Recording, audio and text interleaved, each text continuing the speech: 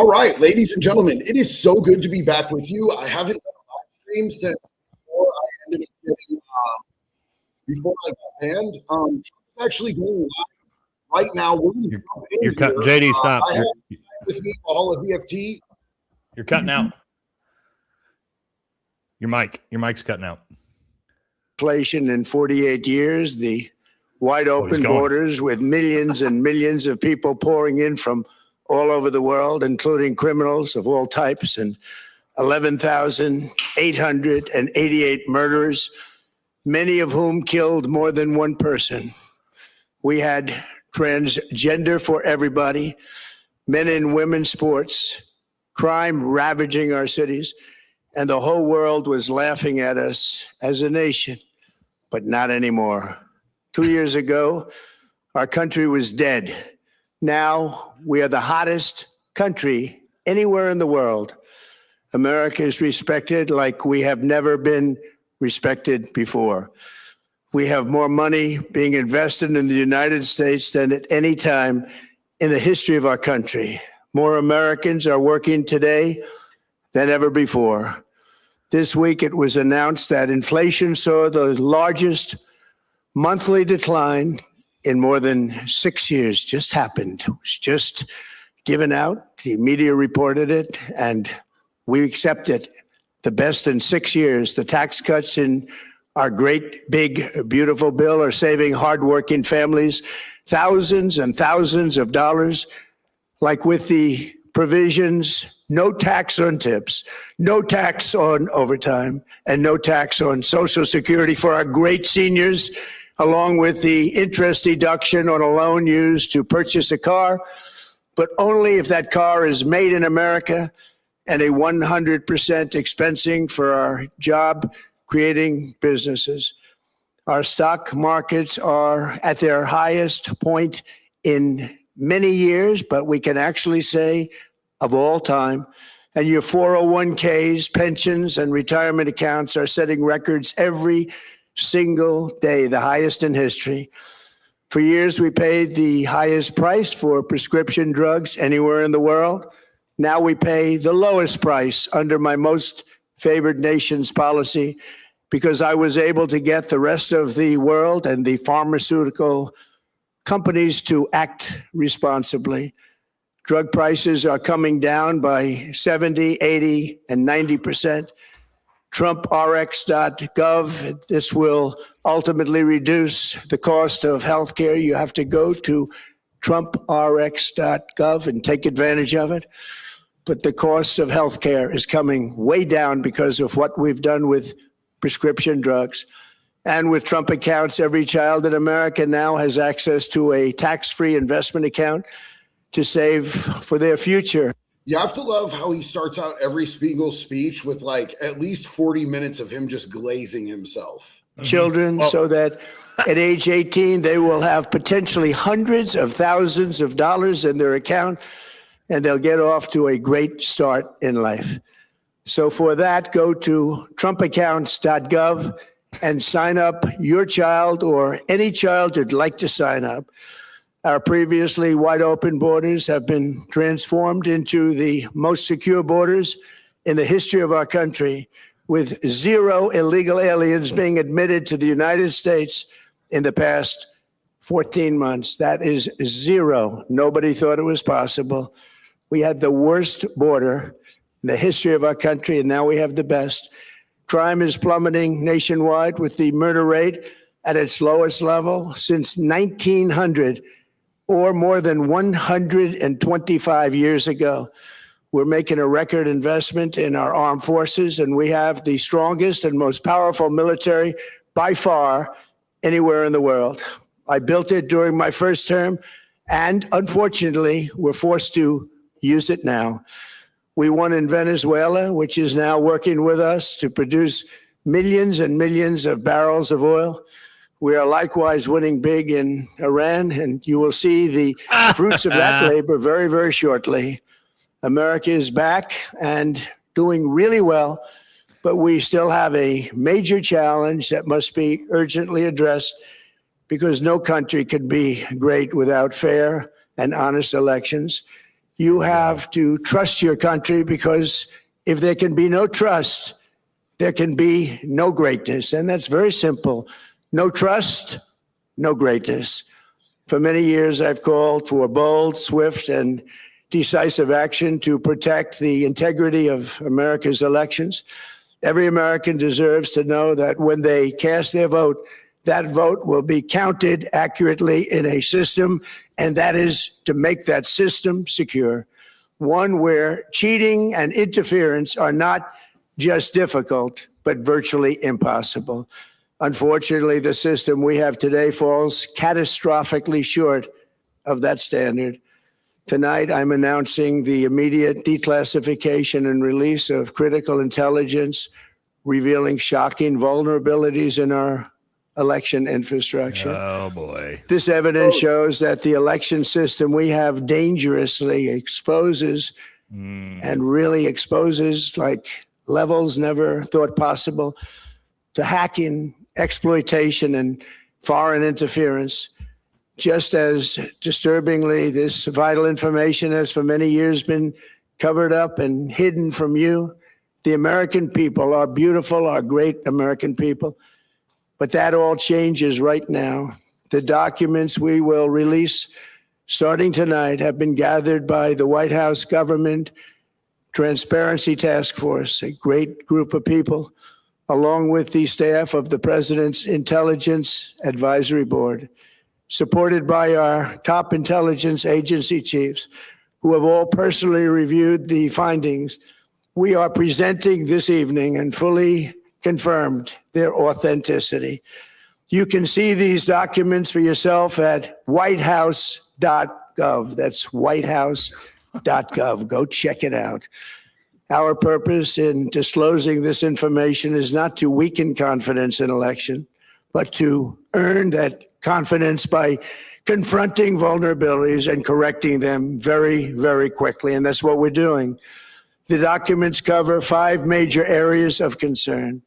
First, they show that over a period of years, starting during the 2020 election cycle, There it is. the People's Republic of China carried out what is believed to be the largest compromise of election data in history, resulting in China's illicit acquisition of 220 million U.S.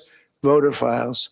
That information includes names, addresses, phone numbers, political party preferences, and other sensitive data that would be needed to register to vote and engage in other nefarious activities, which is exactly what was happening.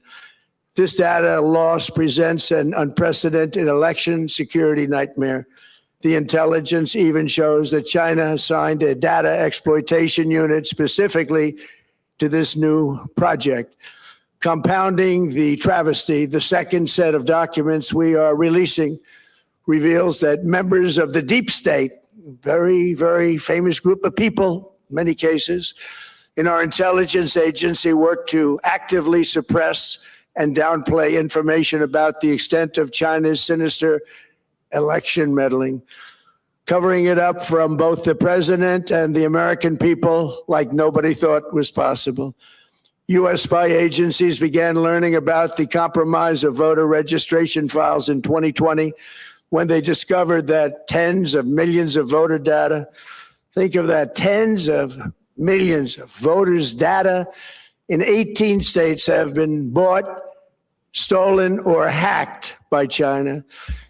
Yet those responsible for sounding the alarm instead kept the information secret and hidden. They did not disclose to me as president or to anyone else, and to the best of our knowledge, they did not inform Congress. In fact, all they kept saying is, this is the most secure election in the history of our country, a standard, very pat line that was divvied out to say. The cover-up of this colossal security breach is even more disturbing in light of the additional information showing that China engaged in other election-related activities to undermine my first administration and our 2020 campaign. They did not want, and they just didn't want it. They fought like hell not to have it, Donald Trump, to win, and for good reason. As the documents we are releasing show, CIA reporting explicitly stated, and I quote, in mid-2018, the Chinese Communist Party's policy was to leverage all domestic and foreign elements that were opposed to the U.S. president in an effort to reduce the U.S. president's votes and make him resign or prevent his reelection. Isn't that nice? Also, in mid-2018, China was working to influence the results of the U.S. midterm elections and later the results of the 2020 presidential election itself. Separately, in mid-2019, the Chinese government's strategy against the United States was focused on undermining domestic confidence in the U.S. president. They wanted to just make you sound like your president wasn't so hot, when actually your president has done a great job. And they did everything possible to do exactly that. Going on, this document says, and this is by the CIA, the strategy included efforts to use Chinese contacts with big U.S. companies to influence U.S. business leaders to turn against the President of the United States of America. The Chinese government sought to identify U.S. journalists who had reported negatively on the U.S. president and pay them large sums of money to write more negative articles about him, as many as they could, and they didn't care what they said. The Chinese government wanted U.S. president to lose the next election, and the reason they wanted me to lose is because they knew I was wise to them, charged them billions and billions of dollars worth of tariffs, and built the strongest military anywhere in the world. We have the strongest military anywhere in the world.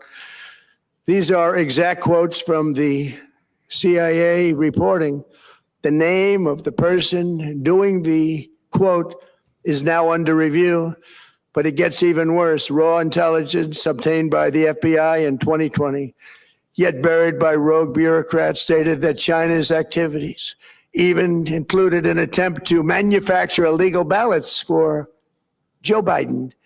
Documents show that during this period, dozens of significant CIA and NSA reports about China's election targeting were kept out of the presidential briefing. These were briefings I would get almost every day. Everything was kept out that was of importance. One email among intelligence analysts admitted that they had, quote, deliberately massaged the presidential daily briefing to withhold information regarding Chinese activities related to the election. Another official inside the FBI wrote that she was running, quote, a shadow government, unquote, to keep intelligence about China's election meddling from becoming known and to keep it away from the honorable press. Other officials who witnessed such efforts perceived the motivations to be blatantly political. Recently, we found significant numbers of burn bags in formation, and this is a group of bags that were used to destroy information given by President Barack Hussein Obama to be burned. It was supposed to be burned. These bags were supposed to be at a different level by different people, incinerated and checked, but it never happened. Maybe we got lucky. We believe this was not done on purpose, but rather through gross incompetence of the people that was supposed to burn the bags. But the findings are stunning. Today, I'm asking the Office of the Director of National Intelligence, the Department of Justice, the FBI, and the CIA to investigate how and why such crucial information was hidden, to fire those involved in the cover-up, and to file criminal charges, if appropriate, against these people. Yet concealing China's meddling was only the beginning. The third set of documents we are releasing proves that for many years, Americans were blatantly lied to about the security of our election infrastructure, including electronic voting machines and ballot counting systems. Dishonest, almost all. They're vulnerable and they're easily compromised, and people within our government knew that. Tonight, we're publishing a series of previously classified U.S. intelligence community assessments and other reports proving that our government has long known these machines are extremely exposed to attack. As one assessment states, we judge that the United States adversaries, including at a minimum Russia, China, Iran, North Korea, as well as non-state groups, have the capability to compromise U.S. election infrastructure. That's unquote, but that's some statement, isn't it? Made by supposedly great patriots of our country. The document goes on to further state that, quote, we assess that centralized election-related data repositories, such as voter registration databases, poll books, and other official election websites, are most vulnerable to exploitation, and adversaries could use this access to these systems to disrupt election processes within the United States of America. Tonight, we're releasing all of those findings, and spanning from January 2020 to June 2026. This is a cyber threat aimed at the very heart of our democracy. Many people have questioned whether it could actually be possible to electronically manipulate vote totals or change election results on these terrible machines. Today, we are releasing documents that show the CIA obtained reporting of a specific plot to do a big number in favor of the corrupt Maduro regime in Venezuela. And that's exactly what happened, conspiring to digitally rig their own country's elections in 2020, and that's what they did. This reporting included precise details about methods to regime develop to digitally alter vote totals in ways that could not be detected even with an audit, no matter how deep they went. This intelligence underscores why we must take urgent action to ensure that our own system can never, ever be hacked or compromised like it was in the past. The fourth set of documents reveals that even when significant evidence of fraud has been detected, it has been buried and covered up. Among the disclosures tonight are FBI files detailing evidence of alleged fraud by a large-scale voter registration operation in Michigan.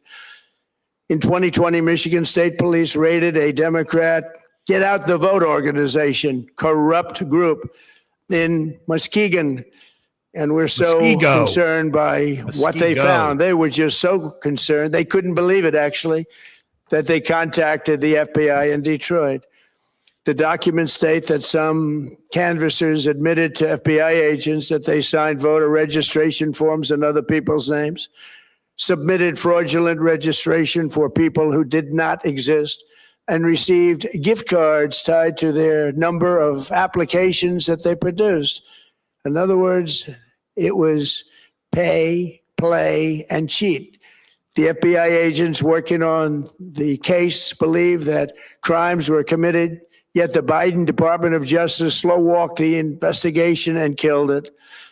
Tonight, I'm asking the FBI director to ensure that the matter is fully investigated and to work with the Department of Justice to prosecute those responsible for any crimes. Finally, to reveal just how vulnerable our elections continue to be, we are releasing the results of a stunning investigation by the Department of Homeland Security. According to the DHS review, state voter rolls and public records, they identified approximately 278,000 non-citizens who are registered to vote in federal elections. Since Democrat states refuse to share their voter files, the real number is actually much higher than that. Yet, even this limited analysis found more than 250,000 foreigners illegally registered to vote. Put together, these disclosures reveal an election system so broken and so vulnerable that no one can possibly defend it. It is not defensible.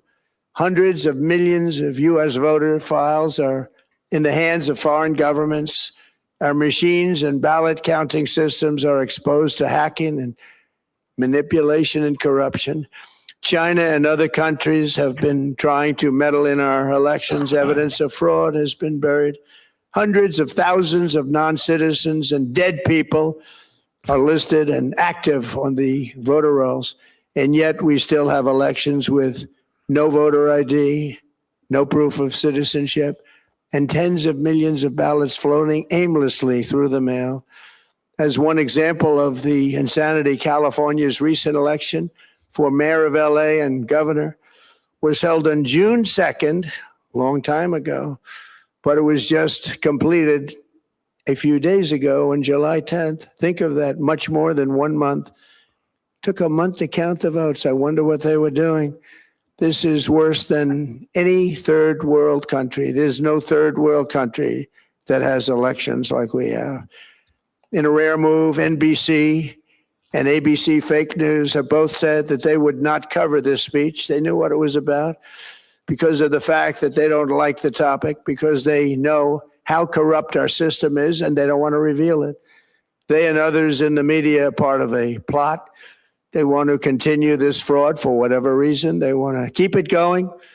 They want to protect the radical left. They can't have a great country, and that's true. You can't have a great country without free and fair elections.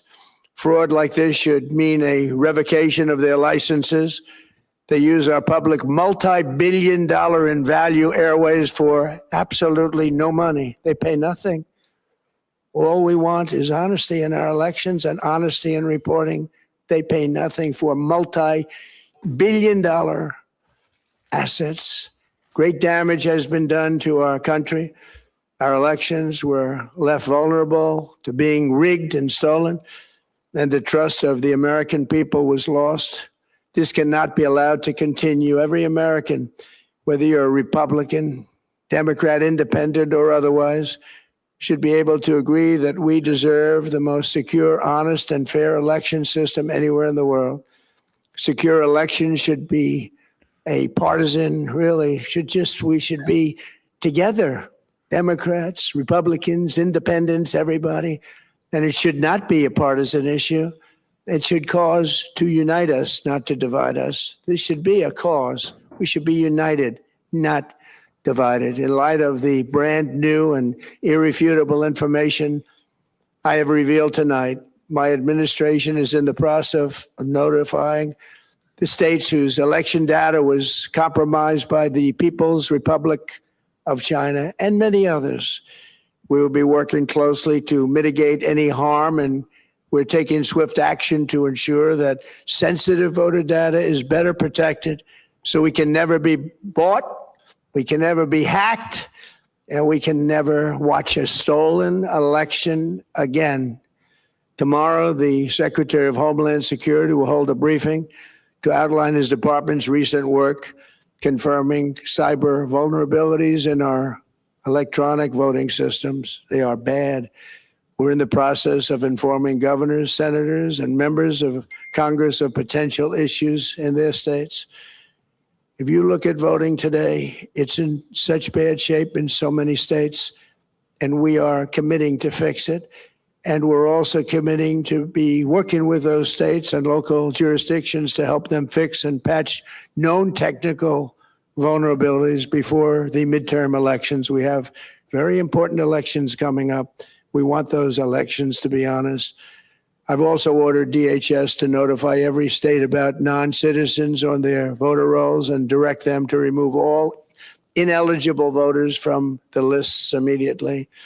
But most importantly, addressing this crisis of election security demands that Congress must pass the Save America Act. How easy is that to do unless you want to cheat? The only reason you wouldn't do it is you want to cheat because your policies are so bad and your candidates are so pathetic that you can't get away or can't get elected any other way. This landmark bill requires that all voters must show photo voter ID. How simple is that? Could I have your photo, please? Photo voter ID. All voters must provide proof of citizenship. Are you a citizen of our country, please? And hopefully there will be no corrupt mail-in ballots, which if you watched California and so many other places Mail-in ballots are inherently corrupt. So you would have no mail-in ballots except for illness, disability, military deployment, or travel if you're going away on business or vacation. These reforms are urgently needed to stop the vulnerabilities that I've mentioned. To all Americans, I ask you to pick up your phone tomorrow, call your representatives in the House and Senate, and demand that they pass the Save America Act without delay. Together, we will restore faith and confidence in our country, and we will be bigger, better, and stronger than ever before. Thank you. God bless you. God bless our great military. And God bless America. Thank you very much. Wow. So a lot just happened there, Nate. Yeah, I got notes on everything here. So yeah, thank you for taking notes. I appreciate that. Yeah, so I want to let you guys go line know, by line. Just right off top, what this was really about. The Save America Act. Look, I think you should have to have ID to be able to vote. You have to have ID to do anything in our country. Clearly, they pander to people. They say that Black people are too low IQ to be able to get it, that women are too inept to be able to get ID. All of that is bullshit. You need ID to get fucking nicotine pouches. However, there is context to this, and the context to this is constitutionally. There is a constitutional law called you cannot enact a poll tax on American citizens. So what I keep telling Republicans to do, because I agree, you should show ID. However, you cannot require government-issued ID to vote if it costs money to purchase that government-issued ID. That is now a poll tax, which makes it unconstitutional. So what Republicans should be doing is putting in the SAVE Act, all government-issued IDs are free. Once those issued IDs are free, there's no excuse, right? There's no, I can't afford it. There's no, it's now constitutional. But have you noticed, JD, they refuse to do that. Why did they refuse to make it? And they could do it very easily, and I would be on board with you. But why won't they do it? Why won't they make it make it constitutional? Make government issued ID free? Well, I'm pretty sure that if that's really the hang up, they will now, because what they've done is they've slid the merging. This is what we got to talk about. And Israel's military into the SAVE Act, because it just didn't pass. Every single Republican voted in favor of it.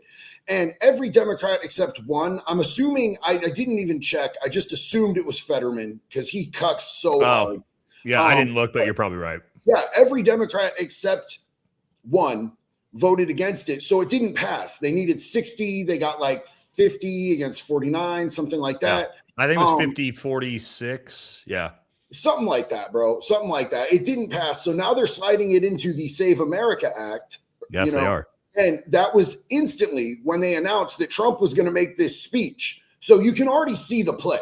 You can already see that, like, Trump is like, okay, cool. Now we really have to get this because Bibi really wants this merger to happen.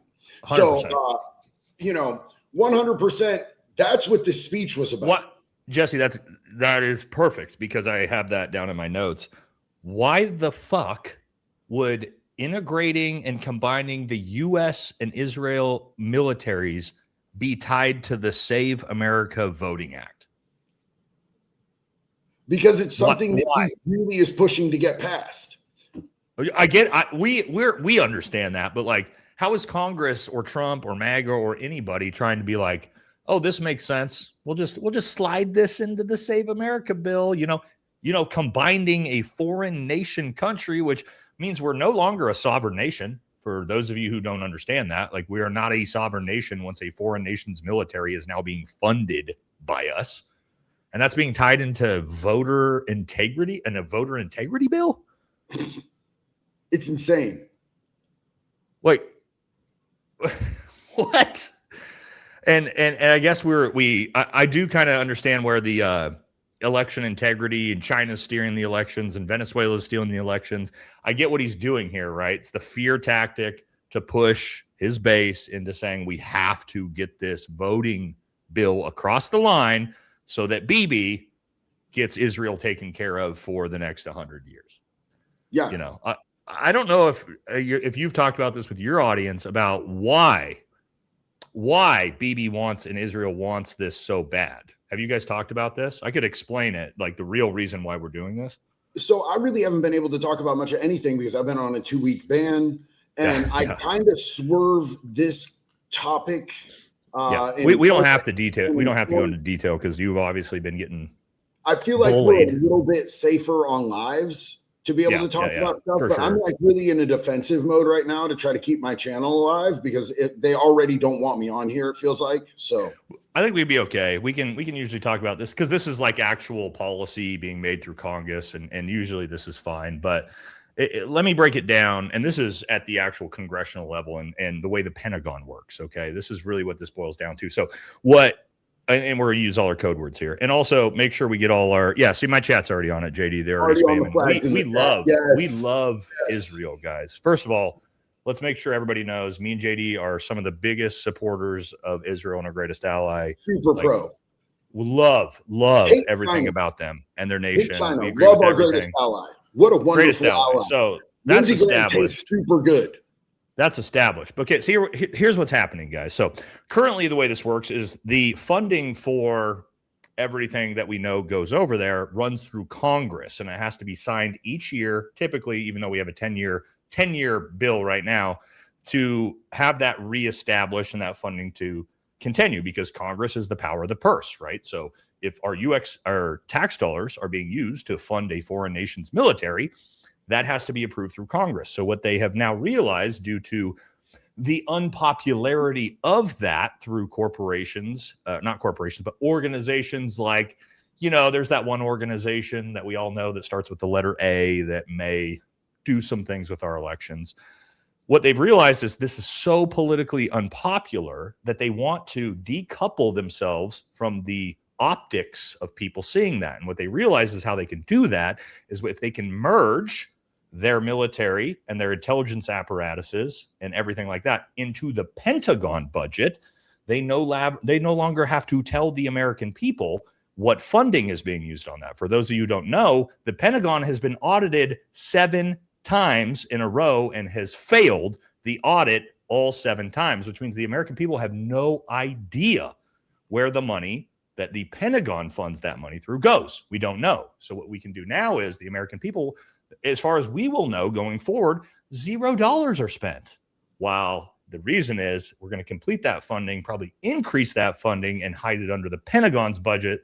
So none of us will ever know where that money is going again. So this is actually like from a PR standpoint, it's very good for them because Uncle Bibi gets to come up here and say, I want to decouple our financial aid from the U.S. We can stand on our own. While in the backside of things, it's actually the complete opposite. And you will never be able to see where that money goes again.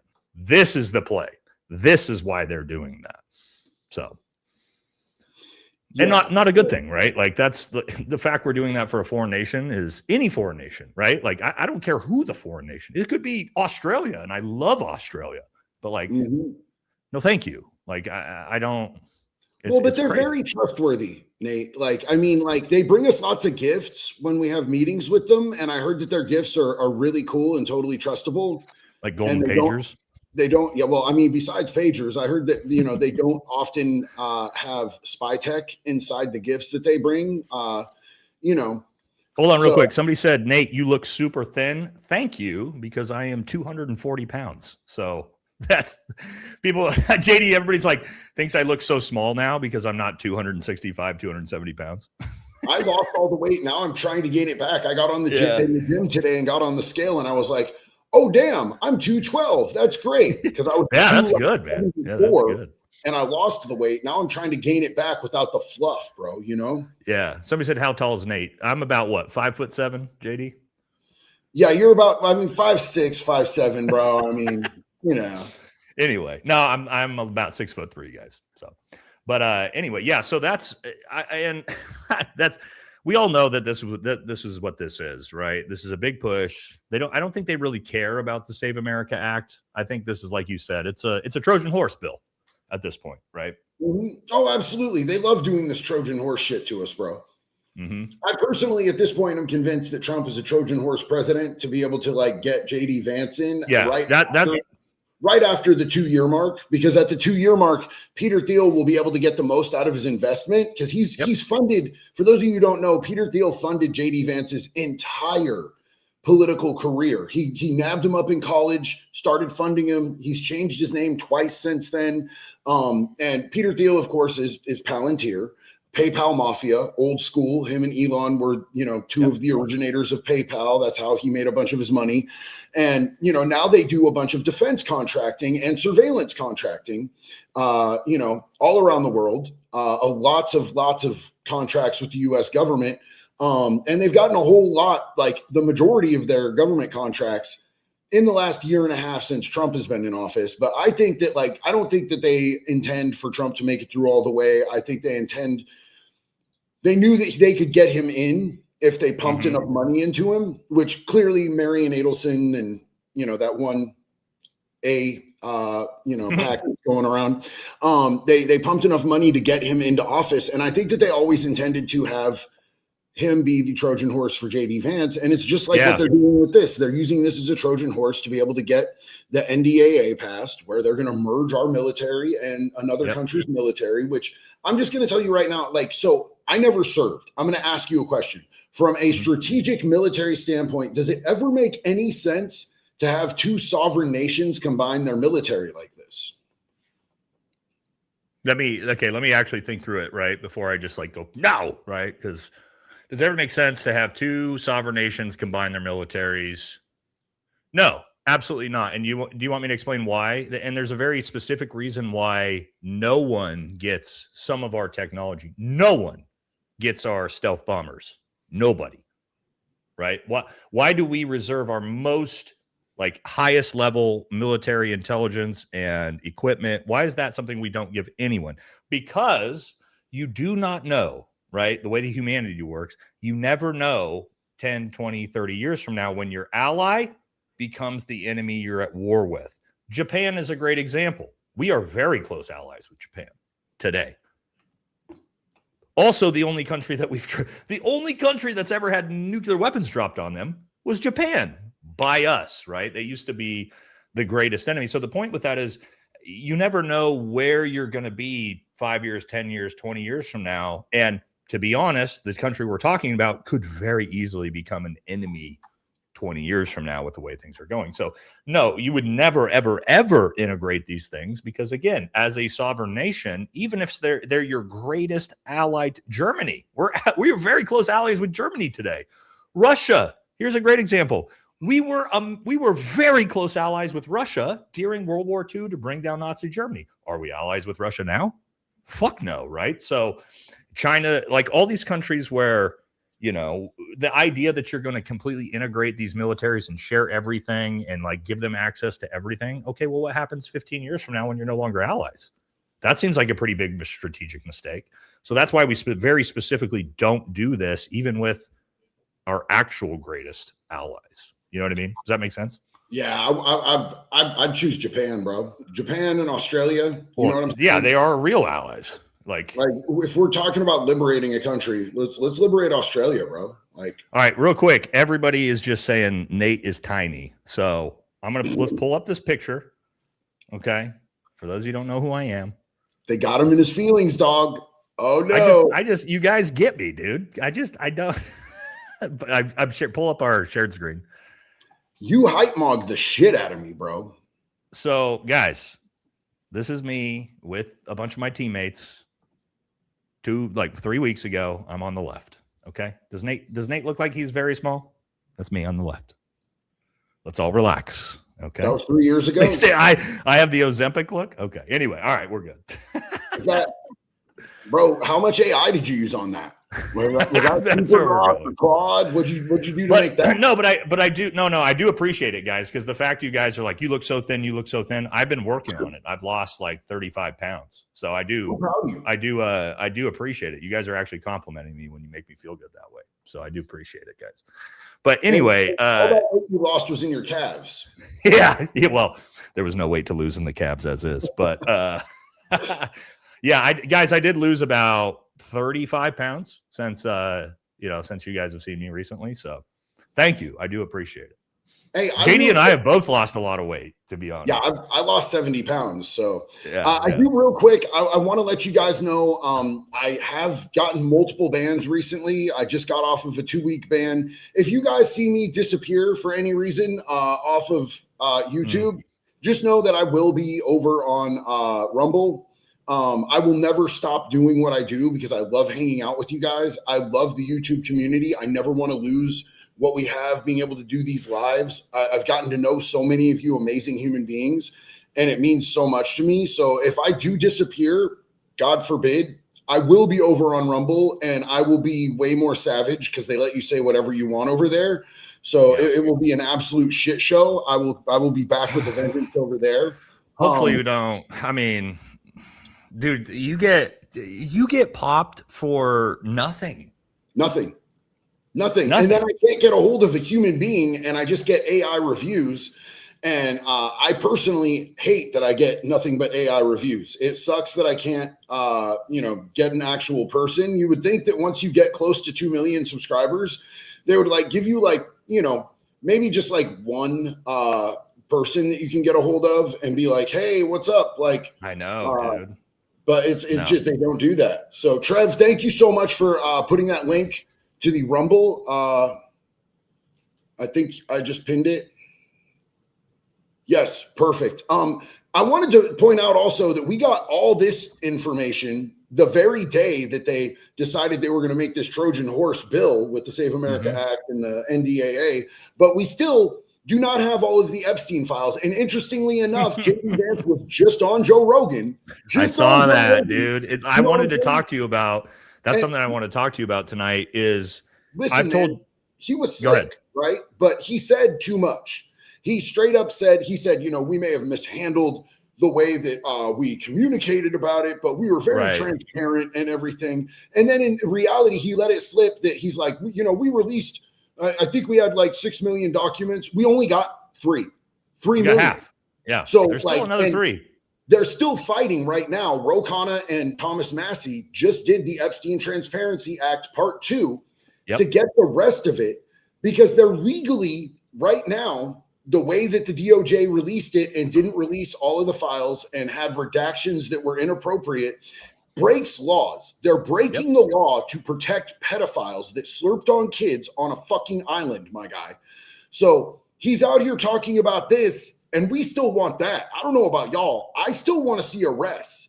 There are multiple other countries that have made arrests from the information that was released. We haven't gotten one here. We've gotten old Uncle Bad Touch Jeffy, and we've gotten his handler, Ghislaine. She's the only one. Agent. She's the only one. Yeah. So I do want to talk to you about that before we maybe get into the breakdown of all the things Trump just talked about. Because, and you talked about it already, my audience is very well aware of your theory because, I talk about your theory, but I also make sure my audience know, you were the one that brought this up 3, 4, 5 months ago, talking about JD Vance. And we talked about how long ago was we were talking about this, that he was going to make the America First pivot. He was going to turn and be, anti our greatest ally, all of the things that everybody wants to see in the America First space. He's going to start to distance himself. He is. And your theory, of course, on top of that was he's going to do all of those things to become the Trojan horse. And then that way, when 2028 rolls around, he could be the savior. And then he gets elected. Boom. Then they drop in the surveillance state, small tech, Palantir, everything that we know it's coming. And I think this Joe Rogan episode, dude, I think this was their soft launch for the America First JD Vance, right? Where, you're right. We didn't do that. Yeah, the Epstein files are worse than we thought. And he criticized our greatest ally a bunch of times and all these different things. And it's but softly, right? This is I feel like this is the soft launch of the JD Trojan horse that you were talking about 6 months ago. This feels like, and why is he on Joe Rogan doing it? Right. You know what I mean? None of this stuff is coincidental. This is very specific and very strategic for how JD Vance is. I think he's trying to pivot himself off of slowly, right? I think we're going to see more and more of this, where he pivots away from Trump, MAGA, our greatest ally, and he becomes this, America first conservative that is here to save everything. This is what it feels. That Joe Rogan episode felt like what you called 6 months ago. You know what I mean? This was like, here we go. Let's soft launch this thing and let's use Joe Rogan to do it. Yep. Absolutely. And it sucks, bro, because there's been times where I really liked Joe. You know what I'm saying? But me too. There's also been times he used to be a Bernie bro. And, I'm just going to be embarrassingly enough. I was a Bernie bro for a while. I like Bernie now. There's nothing wrong with that. I liked him when I was on meth, dog, but not a huge Bernie fan anymore. I literally was like in the town that I'm in right now. Like I'm out in Florida right now. By the way, you guys, the reason I'm not in the studio, I'm here in Florida with my beautiful co-hostess Jax, who's sitting right here with us. Jax is there? Tell Jax I said hi. Nate says hi, Jax.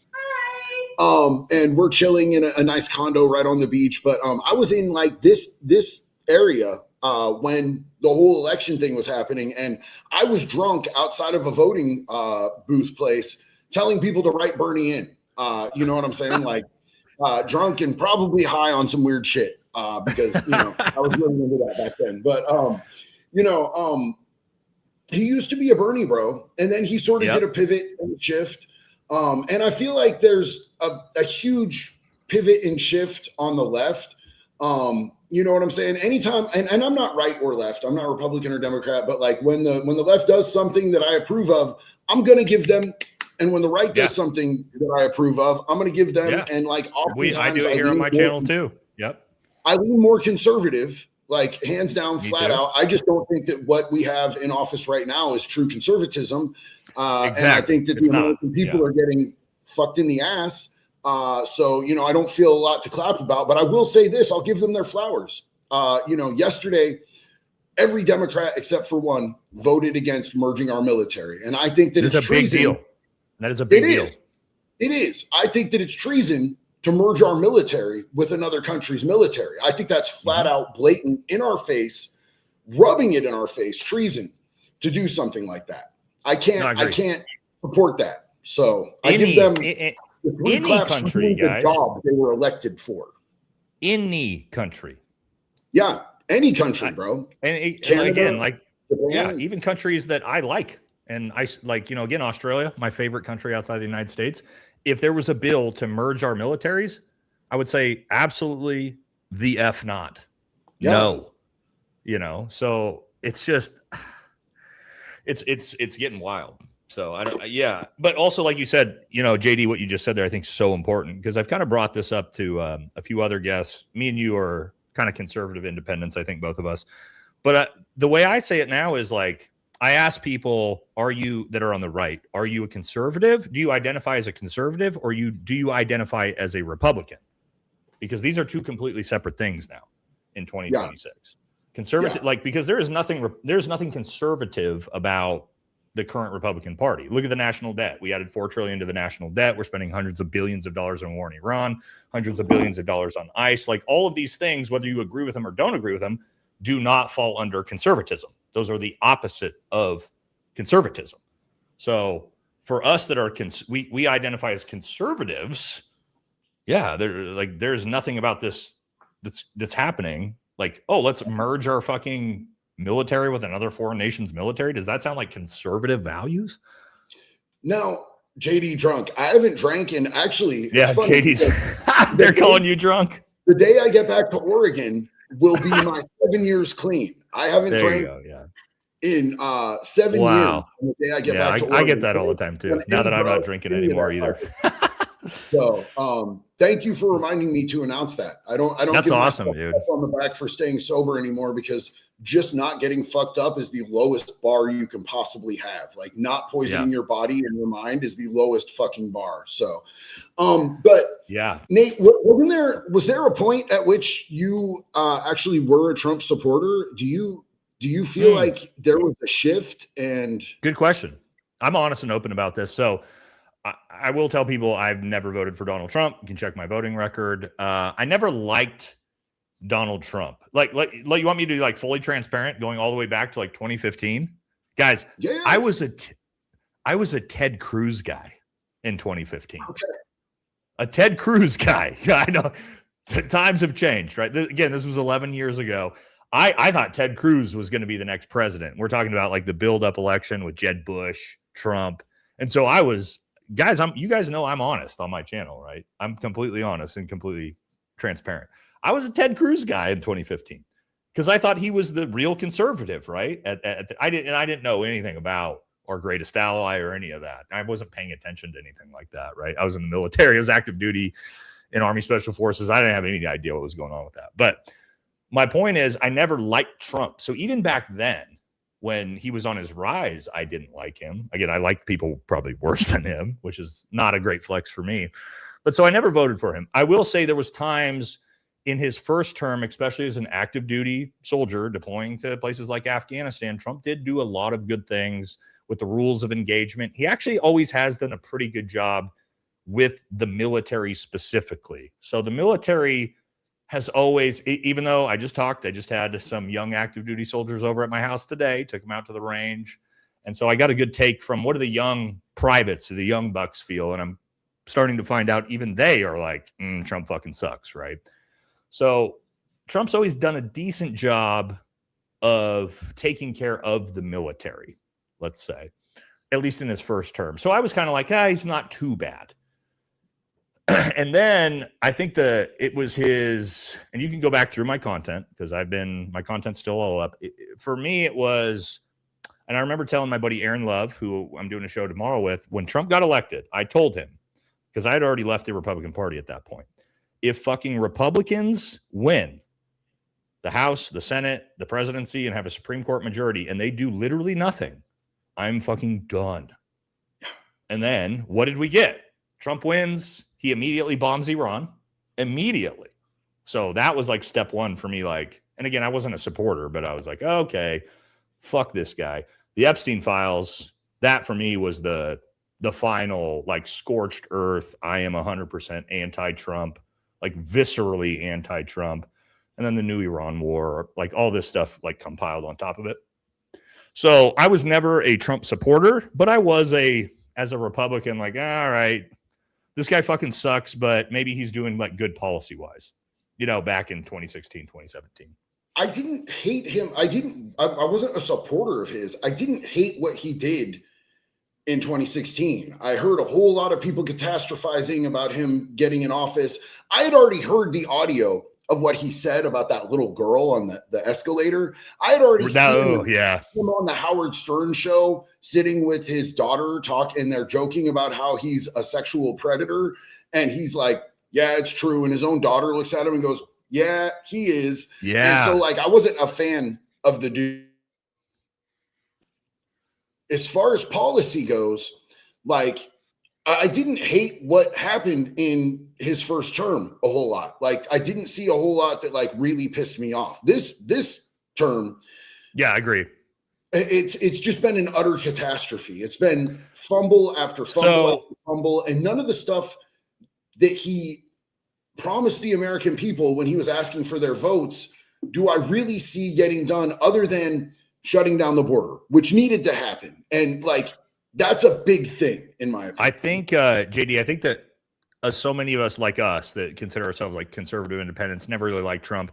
I think so many people in this, I did this, kind of gave him a pass in the first term because the economy, like in 2016, 2017, the economy was ripping. It was roaring. There's no way. I don't care what you say it was. Now, whether that was because of Trump or that was because of Obama's policies that carried into Trump, there's a lot of argument that that's probably actually the case.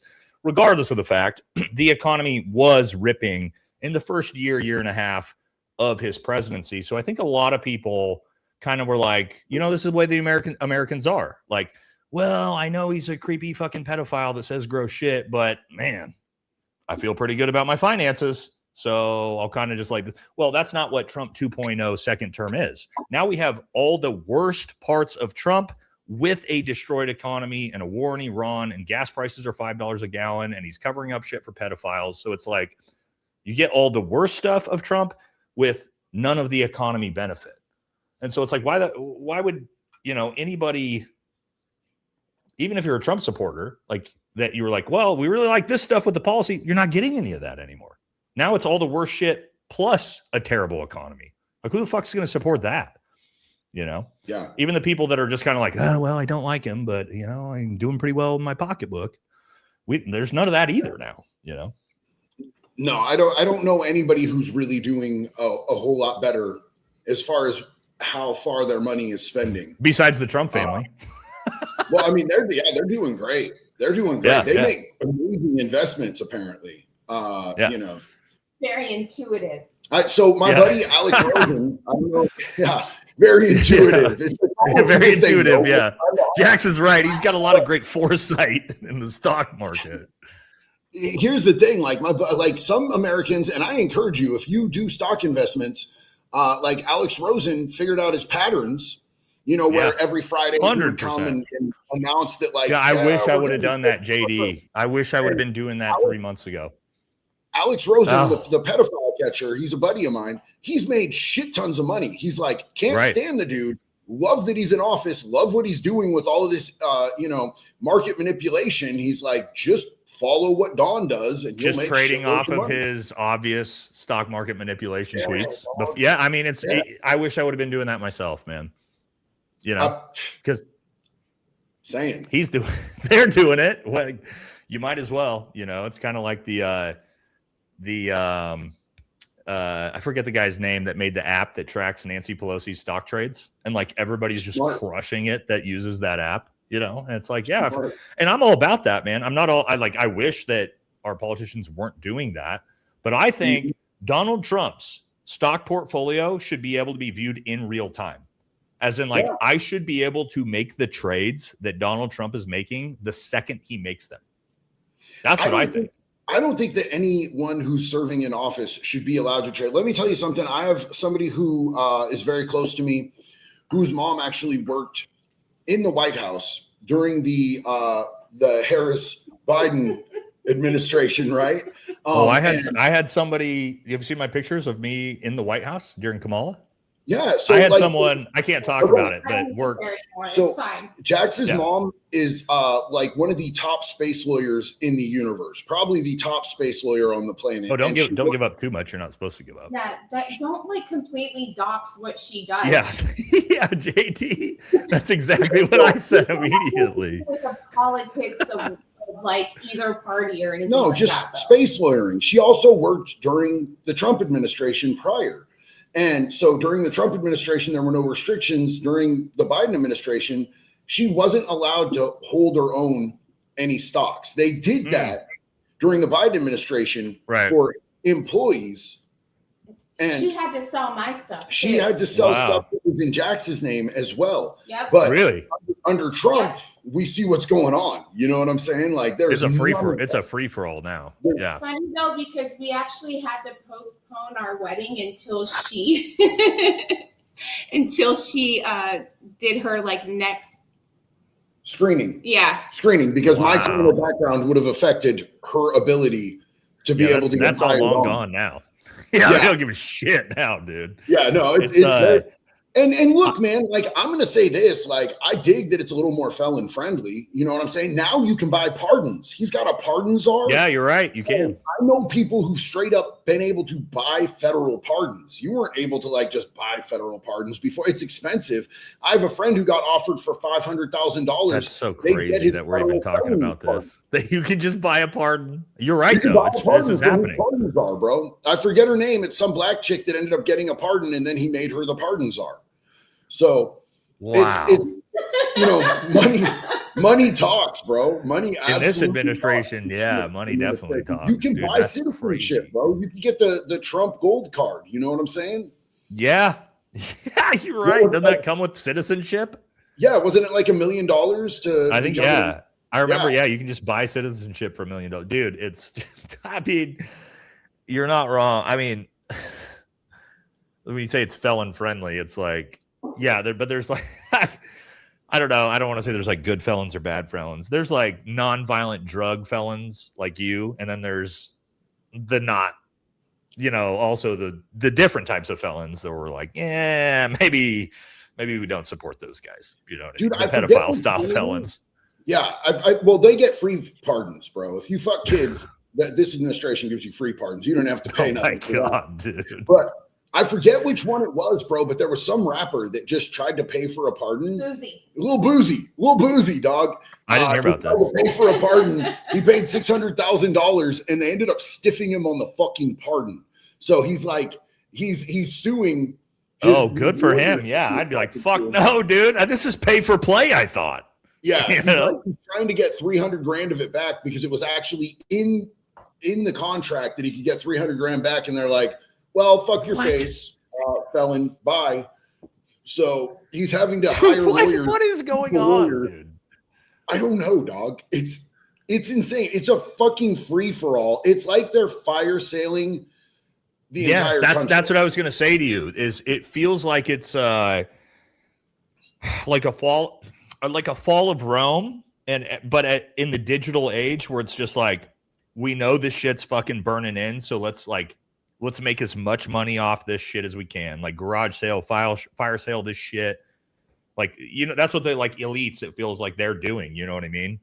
Is it's just like they've just thrown all like typical constitutionality and like laws, everything is out the window. And it's like, make as much fucking money as you can, as fast as you can, grift the American people, fleece the American people, like Trump phones, like, crypto scams everywhere you look.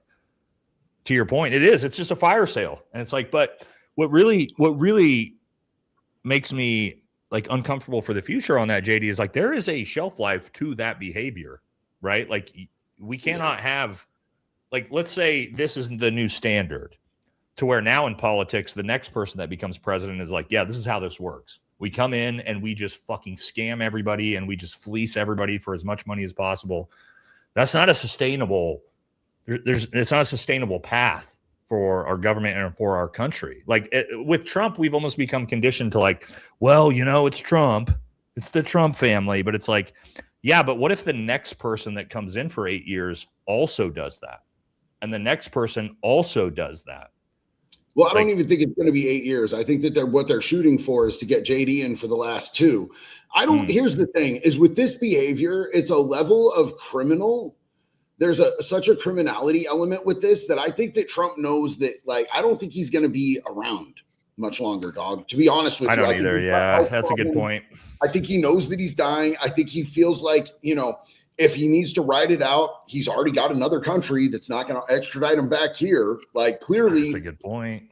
They'll take him over there. You know what I'm saying? That's a good point. Kind of like anything goes. Let's all make a shitload of money. Like he's making money he's never going to be able to spend at this point. We're also seeing his own kids they're trying to buy private islands in Albania and shit.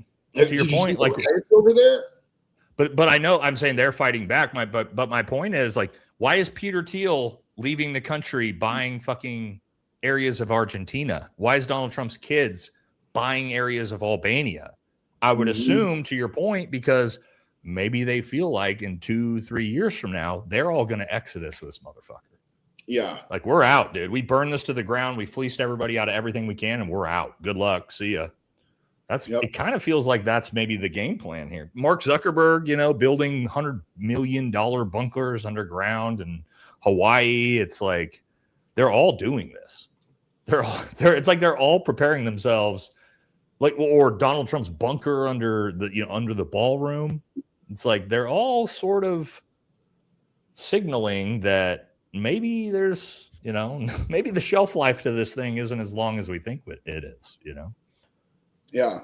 I love that I'm seeing a bunch of people from both sides of our chat who haven't seen the other one, because I keep seeing these. Are they twins? Is there two JDs? And it's funny that you guys think that, because literally before I realized that that Valhalla was Nate. That's a funny back. You should tell the backstory for everybody. I think we have a lot of our viewers that probably don't know our backstory together.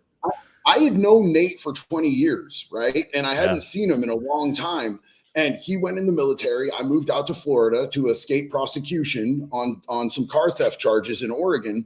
And then I moved back to Oregon, and I'm on YouTube and I'm scrolling, and I keep seeing this, like, on thumbnails, pictures of Nate. Yeah. And I'm like, I kept thinking that somebody was like making videos about me. I was like, is this a like JD Delay is a piece of shit prison YouTuber video or something? And I'm like, oh, it's this dude Valhalla. And then somebody came into the chat on one of the live streams and was like, Valhalla It was says me. he knows you back in the day. I did it. Oh yeah, I came and super chatted you. Yeah, and when I finally figured out that it was Nate, bro, I was like, yes. And we live like 20 minutes away from each other, and we're both doing YouTube. You know, hadn't seen each other in 10, 15 years. So it's super dope. And you are not a skinny blonde DJ anymore. No, I used to be. Yeah. I used to legitimately be skinny, guys. Yeah, back in the day. But yo, so funny when, you know, for me, because, well, you started about a little bit earlier than I did on YouTube, but not long before I did. And same thing would happen for me. Like I would see your stuff and so much of my audience would be like, dude, I would get comments in my comment thread all the time. Like, is this JD Delay? Is this JD Delay? And then I kept seeing them. But I would like see your stuff. And I remember like all the time, I would be like, God, he looks exactly like my friend JD Delay from back in the day, right? He is literally a twin of the JD Delay I know. In my retarded brain, for whatever reason, couldn't figure out like, oh, if his name is JD Delay and he's the twin. And then I randomly, guys, I was on Facebook and I saw, you know, those like memories things that pop up. And there was like a memory pop up from 2010, 2009. And it was Anthony McDonald and you standing next to each other. And it was Anthony McDonald's page. And it said JD Delay. And I was like, oh, I'm like, yes, that's the JD Delay that looks exactly like the JD Delay I know, right? And so I click on JD Delay to see, and it goes to your page. And I like, at that moment, my brain was like, oh my God, I'm retarded. That this is JD Delay. That's why he looks exactly like the JD Delay that's my friend. So, and then we obviously reconnected from there. But yeah, that was that's just so funny that it was just like hey, that was like months that I would see your stuff and be like, God, he looks just like JD Delay. As your channel name is JD Delay, you know. So I want to point out that we currently true mystery. True mystery. Yeah, it's true mystery. Who would have thought? You know. Right now, I want to point out that we have like 128 super chats we have to read. Oh, we should do that. You also have notes, so we should. Yeah, we got notes too. Let's do like half the supers, and then we'll hit the notes, and then we'll go from there. Let's hit some supers, and then we'll get to the notes. Todd Blanche, anyone? Oh God. Oh yeah. Thank you all for this. Obviously we weren't. I wasn't planning on doing the show, and then JD was like, "Let's fucking do this." So I had to jump on. So thank you guys so much for coming in. Let me get in here so I can tell who's who. I think I can tell which ones are mine. Yours are going to have the little. This should be mine, right? Yes, sir. Okay. All right. We're good then. This is the only thing he reads: the teleprompter. Well, he says that he's read the Bible, but if you ask him what his favorite verse is, it's just too personal, bro. It's too personal. I don't think so. I think the reason P. Hegseth wants our military to hop on testosterone, we are going to talk about this one. I'm doing a whole video on it. I promise, probably tomorrow, guys. It's because they're trying to get our military too pumped for actual war soon. I don't want to give away the gander on this one, guys. Okay, I'm going to do a whole episode on the JD. Have you seen this? I'm the one who sent it to you. And okay. You said, yeah, you're tracking. I'm going to do a whole video on it, guys. I don't want to give away because there's a lot to talk about with this. I think it's important. So. I'm all for it personally. I've never served, but I say give him ball, give him trend, give him the whole regalia, bro. You know what I'm saying? Not trend because it's bad on the cardio, but well, guys, I promise I'll put that. How about this? I'll do the Pete Hegseth steroid video for my video tomorrow. There's a lot for me to talk about on this, so I think it'll be a good one. Pierce, been a hot minute. Hope all is well. Pierce, I was actually banned for a couple weeks, and then the day that I got off ban, we were like flying out here to the state of Florida. So I'm super happy that you're here. It's great to be back live with all you guys. I miss you when I don't get to do these lives, so thank you. Anthony Cottrell said, support, big love to you, big dog. Thank you so much. This one is Nate. Yeah, sorry. I need to make sure I get your channel in my pinned comment for my new audiences that may not know you yet. All right, President Biff is just lying his unconstitute ass off. President Biff.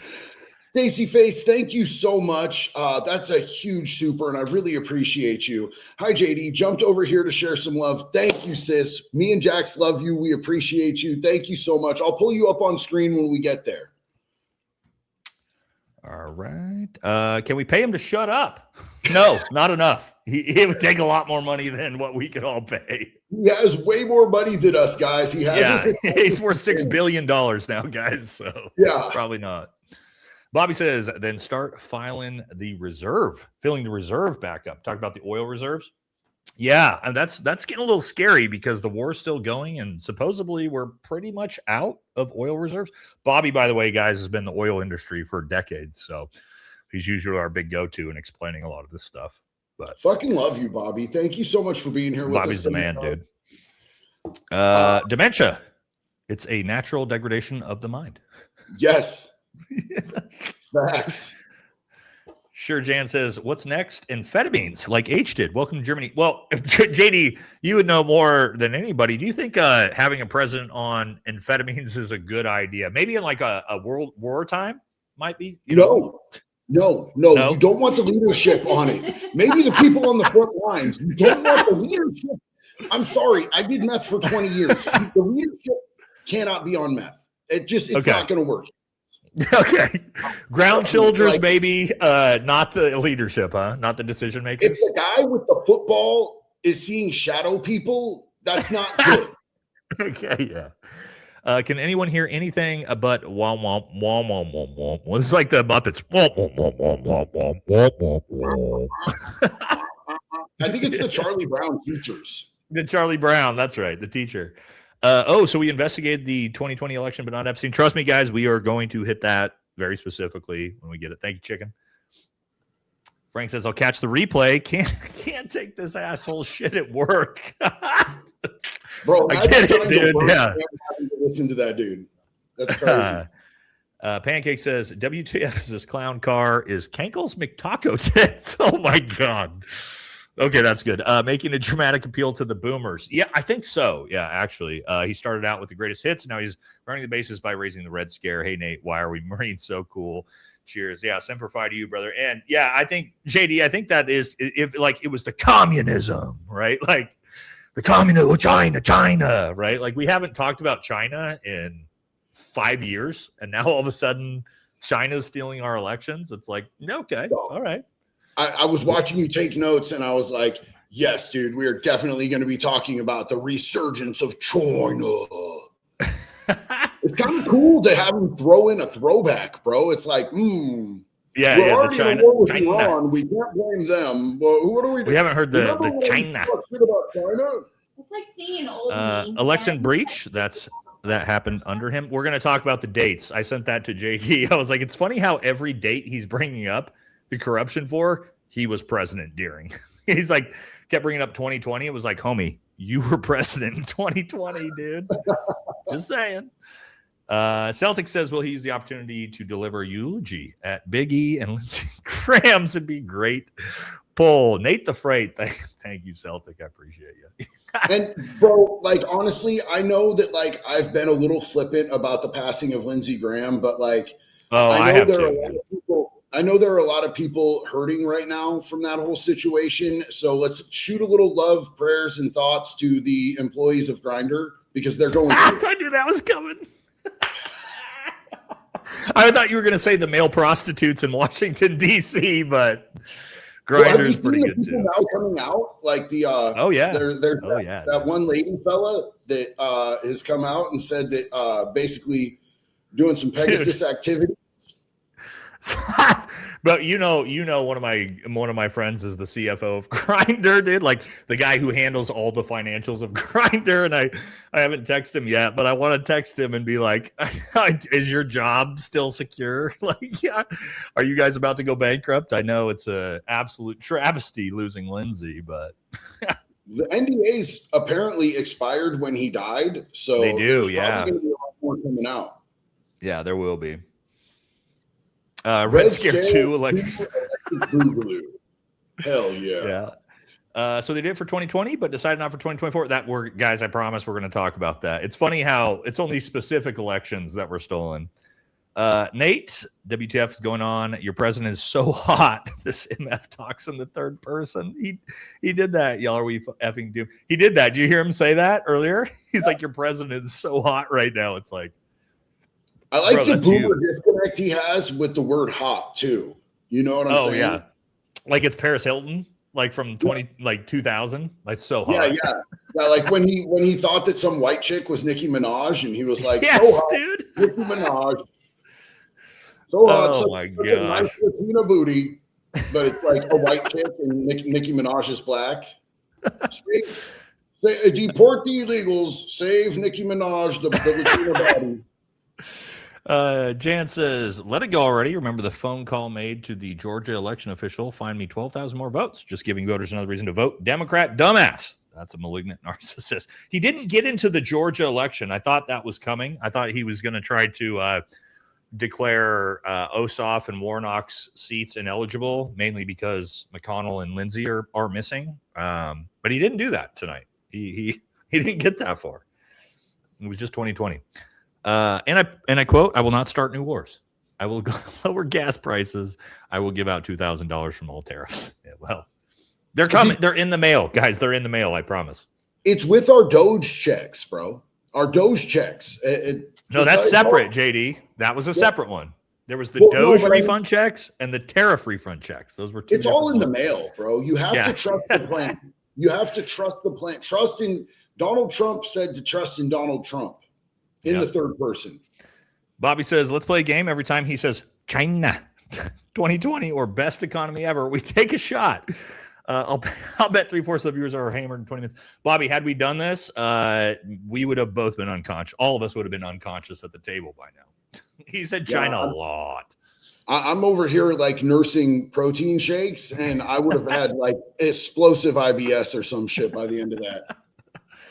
So let me get this straight. The deep state under Trump allowed China to hack our 2020 election, but stopped them under Biden to let Trump win in 2024. That's 7D chess. That's 7 dementia chess, ladies and gentlemen. You just don't understand it.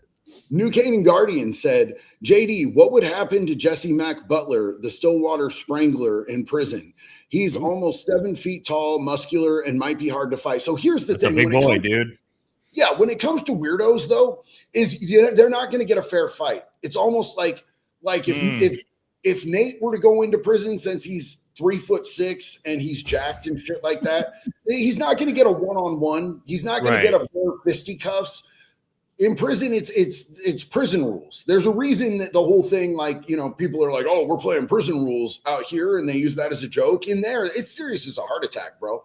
They're going to come at you 3, 4, 5 deep. They're going to have something in their hand. Right. Everybody talks about locking a sock. The sock is too elastic, and it fucks with your aim. Oh.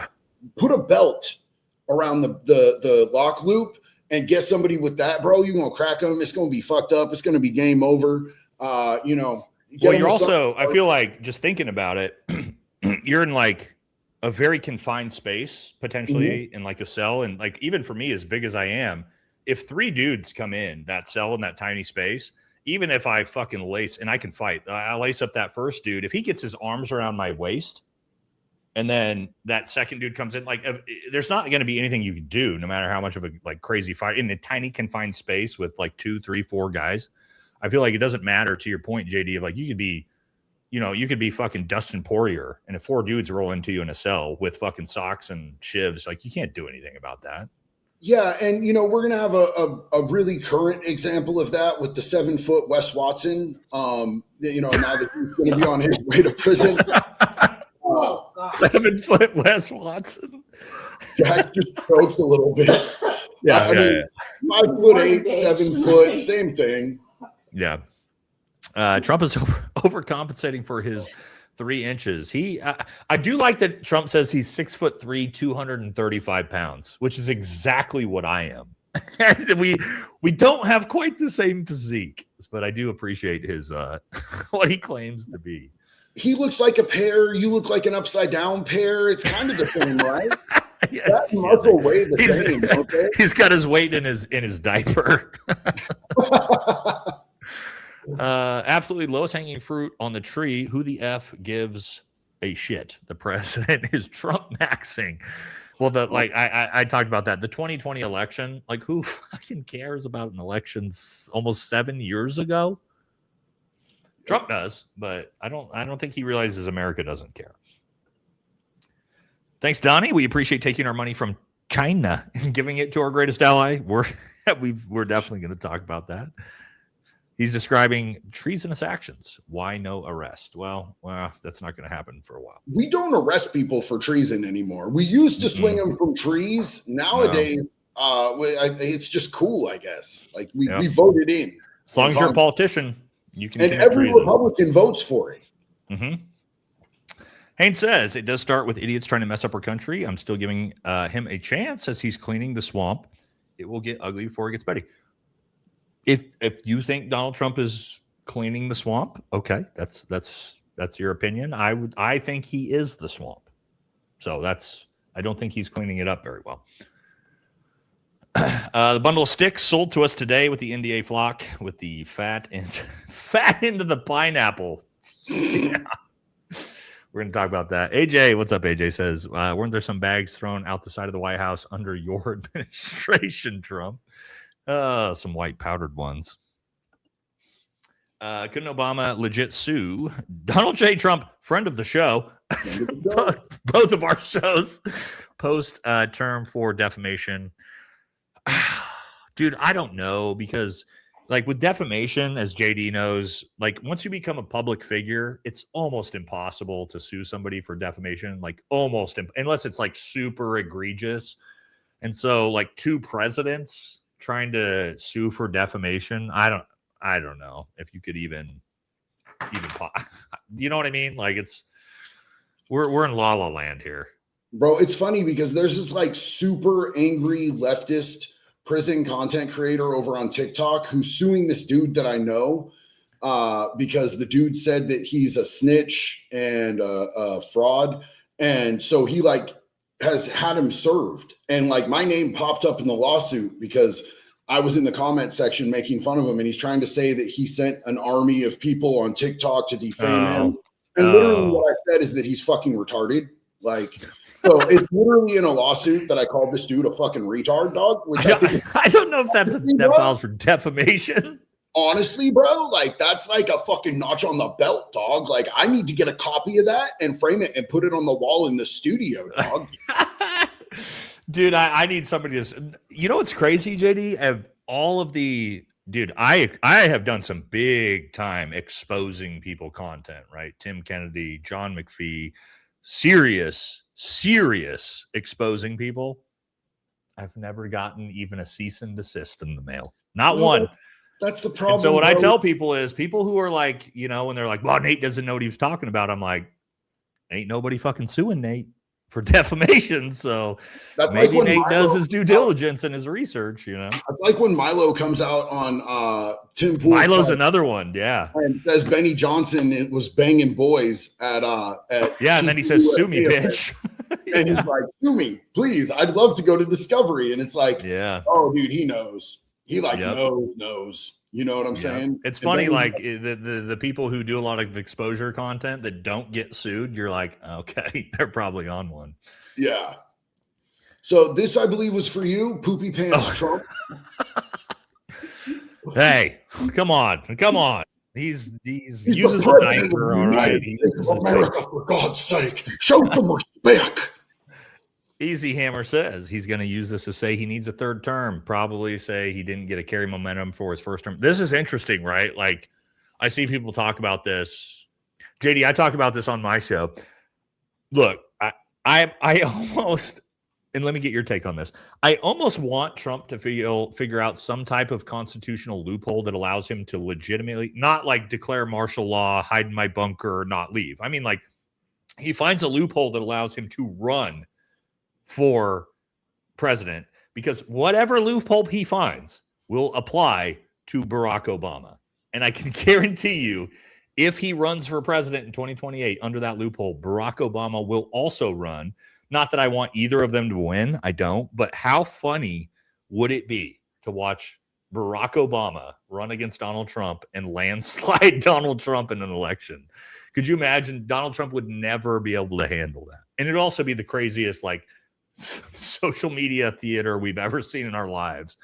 Might not be the best thing for America, but I mean, we're at the point of like, fuck it, right?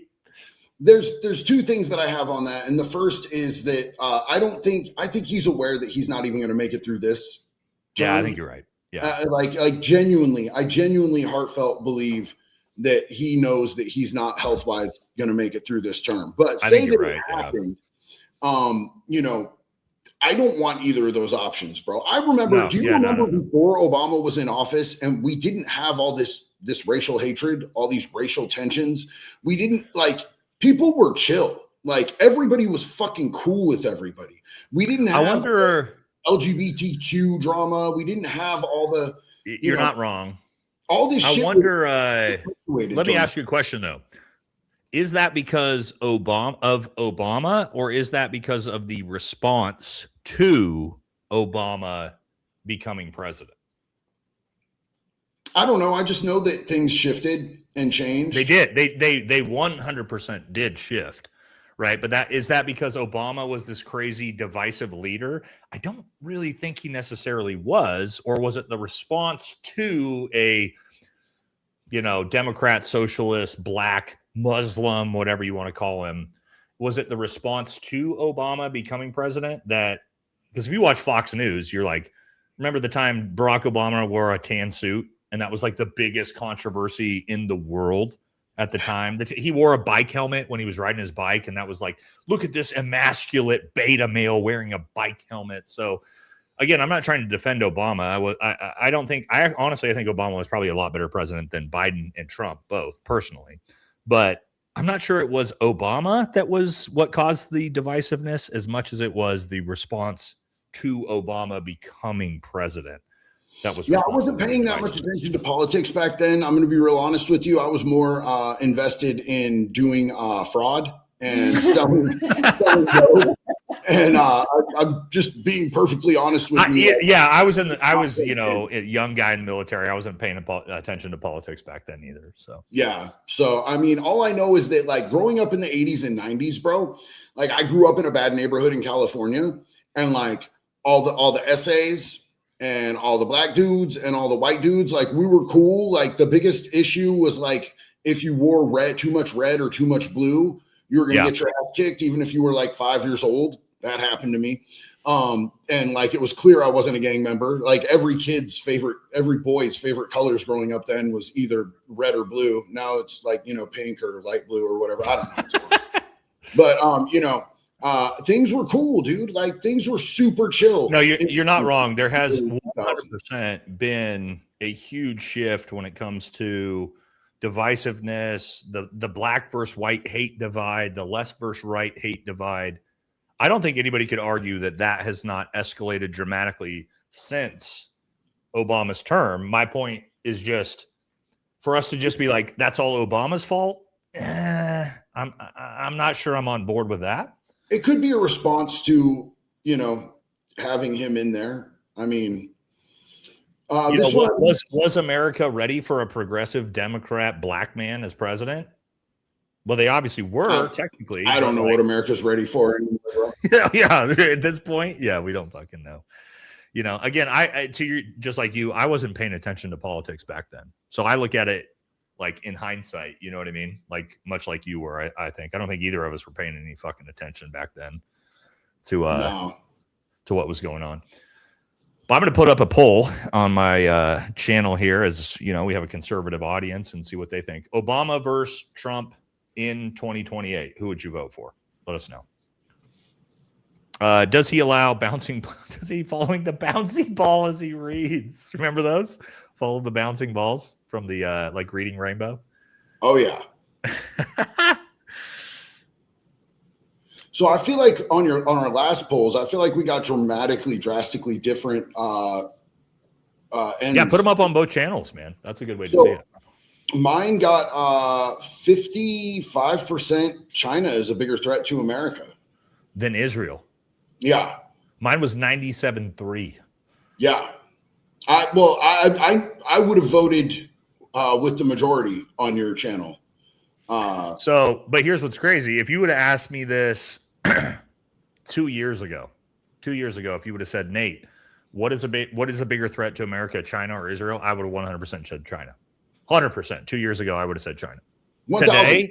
Today, I look at that and I go, this is the most obvious thing in the world. It's obviously Israel. Like it took me a while of really looking into things to see what's actually going on. And like even my parents, because I grew up in a really Christian home, and it was kind of ingrained into Christianity. Yeah, but your parents are based now. My parents are fucking based, bro. Like you are, Yeah. my channel, Black Scouts channels are the main things that they watch on YouTube, bro. Yeah. Well, those are good channels. Me and Jack, if you're going to watch two people, I'm glad you're maybe not me so much, but Jack's amazing. So, you're getting quality stuff off of Jack for sure. No, dude, I'll walk into my parents' house and I hear your voice and I'm like, oh, but my dad's a Marine veteran, Vietnam combat veteran. Did big things over there in Vietnam. Doesn't ever talk about it. Probably never that's hear the way the they story, were, man. but That's the way they were. That's a real thing. All right. All here is we must rig the 2028, and sure, no one else can compete with rigging that for our greatest ally. It kind of feels like that a little bit. Too bad Lindsay is gone. He loved massive breakthroughs. Oh, God. Gone too soon. Hashtag. I don't know. Talk about the U.S. troops being attacked right now. I guess Can you give me context of where? Yeah, I'm all about it. I haven't heard about this. In the Middle East, I assume? Yeah, maybe in Iraq would be my guess. There's kind of some crazy shit going on in Iraq right now, but I don't know beyond that. Yo, thank you so much, Archimedes. Love your content, JD. Hope you're doing good. Appreciate you. Big love and respect to you. I hope you're doing well as well. I'm definitely doing good. Enjoying being out in Florida, honestly. We hit out here in a heat wave, and you can't see it right now, but the ocean is right behind us. Almost lost Jax in the ocean the other day. Shut your mouth. Haven't been out since. Hey, thank you so much for doing the 6 memberships for Nate. Big love. Oh, Adam. Oh, no, go back. That's no, member for 6 months. So Adam the angler, we love Adam on the channel. Adam's done some great stuff. JD, do you remember the super viral clip of the Texas fucking police officers coming up to that door of that house and fucking trying to pull the dude out, talking about were you criticizing Israel and all that? Oh yeah. That's Adam. Oh, what's up, bro? That's his fucking house. That was him when he was like, hey, and they turn around. He's like, get the fuck out of here. Don't fucking step on my grass. That was Adam's house, dude. That's him. So it's crazy because in the most conservative states in the nation, they have those laws, the anti-Semitism laws where you can't, they showed up to his house, bro. That viral clip is his fucking house. Under the guise of it being some type of racism against a race, which I don't support. But you can't criticize a nation. That's what they said. They're like, yeah, we saw you criticizing Israel online. He's like, yeah, get the fuck off my property, dude. It's funny. Don't step on the grass. That's the funniest part, dude, of that whole clip. I'm out here in Florida right now, so I have to genuinely be careful what I say because they have crazy laws about that shit. But I was with Fishback the other night. We did a James Fishback event here in Port Orange, and a super cool guy, by the way. And that's one of his large things. He wants to defend the First Amendment out here. He wants you to be able to criticize any. You got to get him on my show, dude. I got to get him out here. We got the range. We got everything. Should we do a big interview with Fishback, guys? I got a big platform. Let's get him out here. Let's get him on. For sure, bro. So Trump has brain damage from untreated syphilis. Buff, what's up, brother? This is one of my moderators. Thank you, always so generous. Says Donnie really putting the sun in sundowning. If they had this announcement any earlier, they'd have to perk him up with a kilo of booger sugar or HED, or he'd already be asleep. Shoot Jigsaw Loomer probably promised him a HJ. Oh my God. And diaper cleaning to get him this lucid. Dude, is it not crazy that we had Biden for 4 years, that it was just the same jokes of dude, we got to get this dude amped up amphetamines just to get him out there? At what point is we Americans are like, hey, maybe like whether you like Biden, like Trump, you hate Biden, you hate Trump. But for me, it's like, can we just not have 80-year-old presidents, please? Could we just maybe try that for a little while? I was saying that during Trump's first term, but I wasn't on the internet. I said that the whole time Biden was in office. I've been saying it the whole time that Trump has been in office this time. No more fossilized geriatric senior citizens taking daytime naps. Dude, JD, so office. I had the user send me the data on this. Did you know? We covered it on Tuesday. I don't know the exact number. I think it was 121. 120, 25% of all of Congress, House and the Senate, is over 70 years old. Over 70 years old. 25%. I think if you go down to 60, it gets close to 50%. Yeah, of all of our Congress is over the retirement age in America. No disrespect or anything, but you're talking about people who literally don't know how to Buff sent it to me. Yeah. It's crazy. It's crazy, dude. Like, AJ says, no matter how deep they went, as deep as that 10-stake went.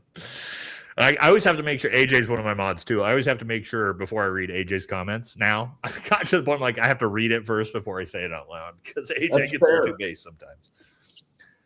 Booga says, did he really accuse Obama of rigging an election without proof? I bet we don't see one document nor arrest.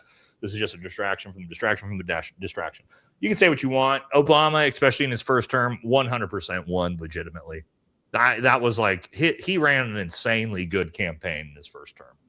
He did. Following George Bush, following the Iraq, Afghanistan, and global financial crisis leading into 2008, where George Bush had one of the lowest approval ratings in American history, it didn't take much for a Democrat to win that election. So to claim, regardless of what you want to think, so to claim that was rigged, sorry, guys. Sometimes we got to just be like, probably not. Thank you, Kevin.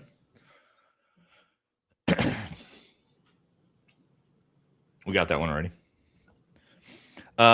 Nate, if you had your chances as an infantryman at either the Battle of the Bulge or the Battle of Iwo Jima, what are you taking? So I'm going to take the Battle of Iwo Jima because I lived in Okinawa for 3 years and I've been to Iwo Jima considerably. I've spent a lot of time there. So I would feel more comfortable in a place that I've already been.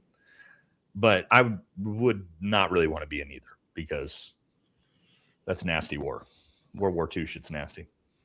Dominar, what's up, buddy? I love you, man. It's so good to see you. We Americans in office, not politicians. Yes. And I absolutely love that, bro.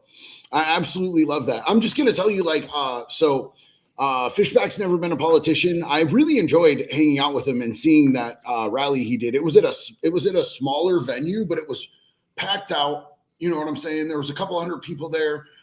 Every seat was taken. There were people in the lobby lined all the way out the door trying to listen. And it was mainly young Floridians. And the energy was explosive. It was a lot of fun. Yeah, it looked awesome. I watched it when you guys were doing it. And bro, like there were people there that were like Democrats.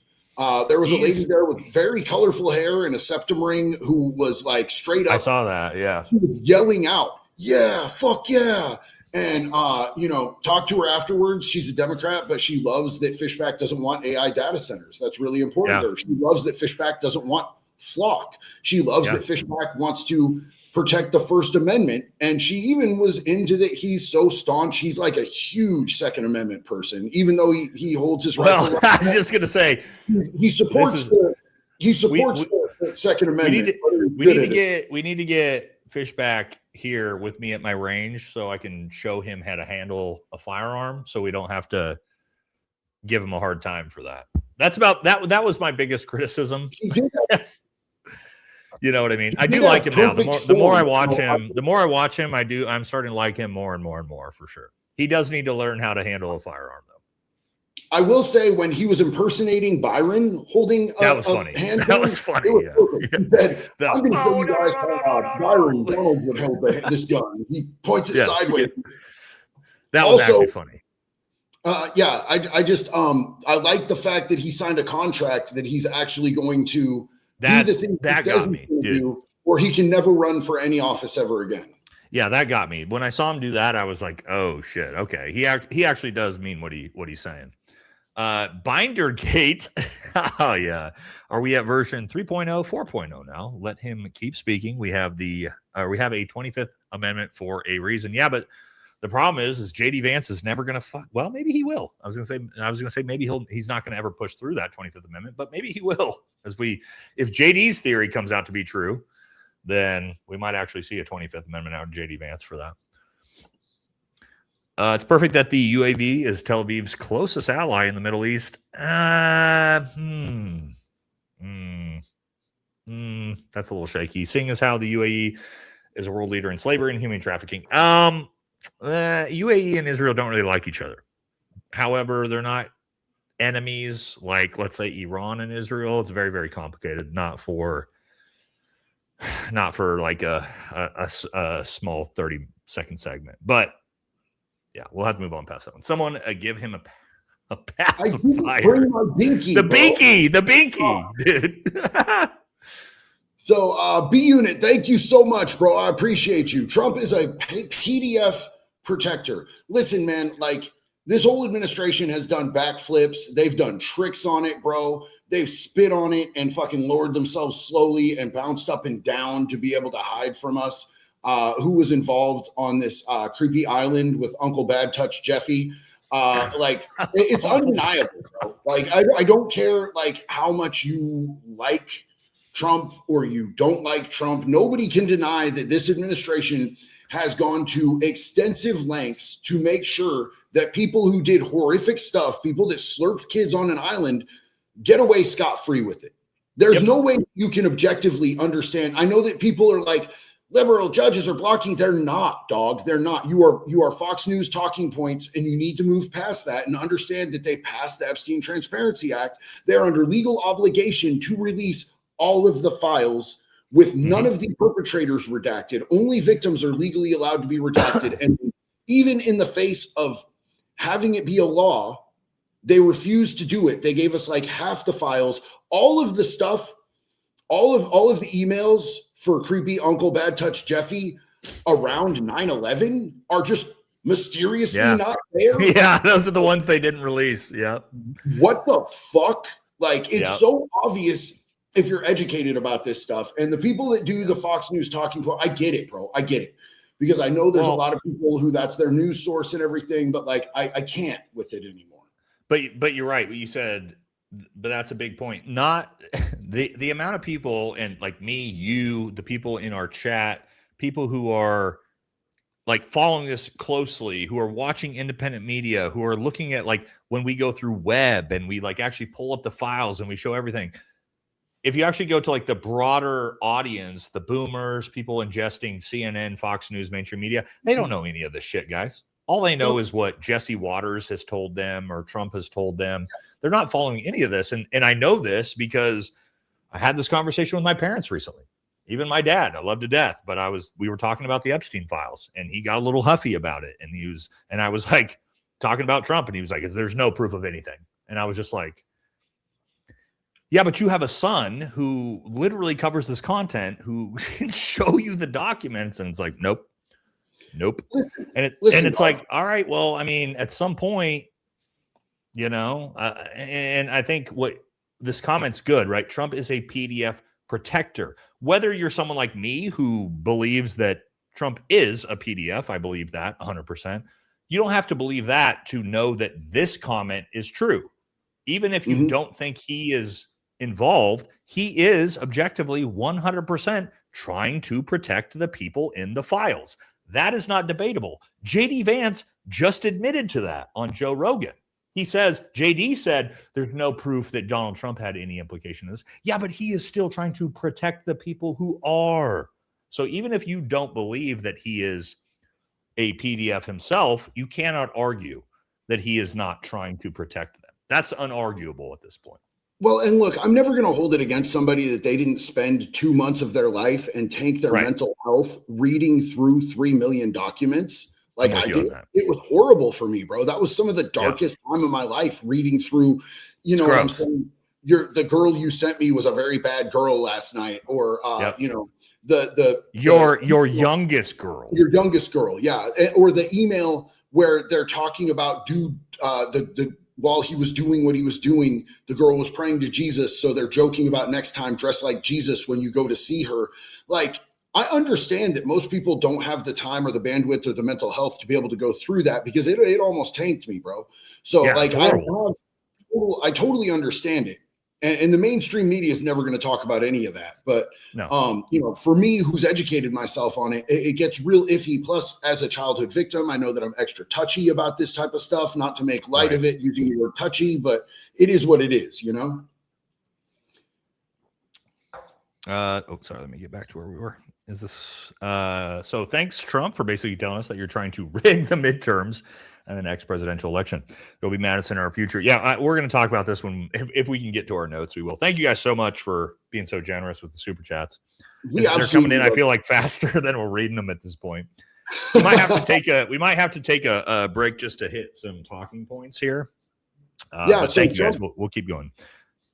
Oh, this is you.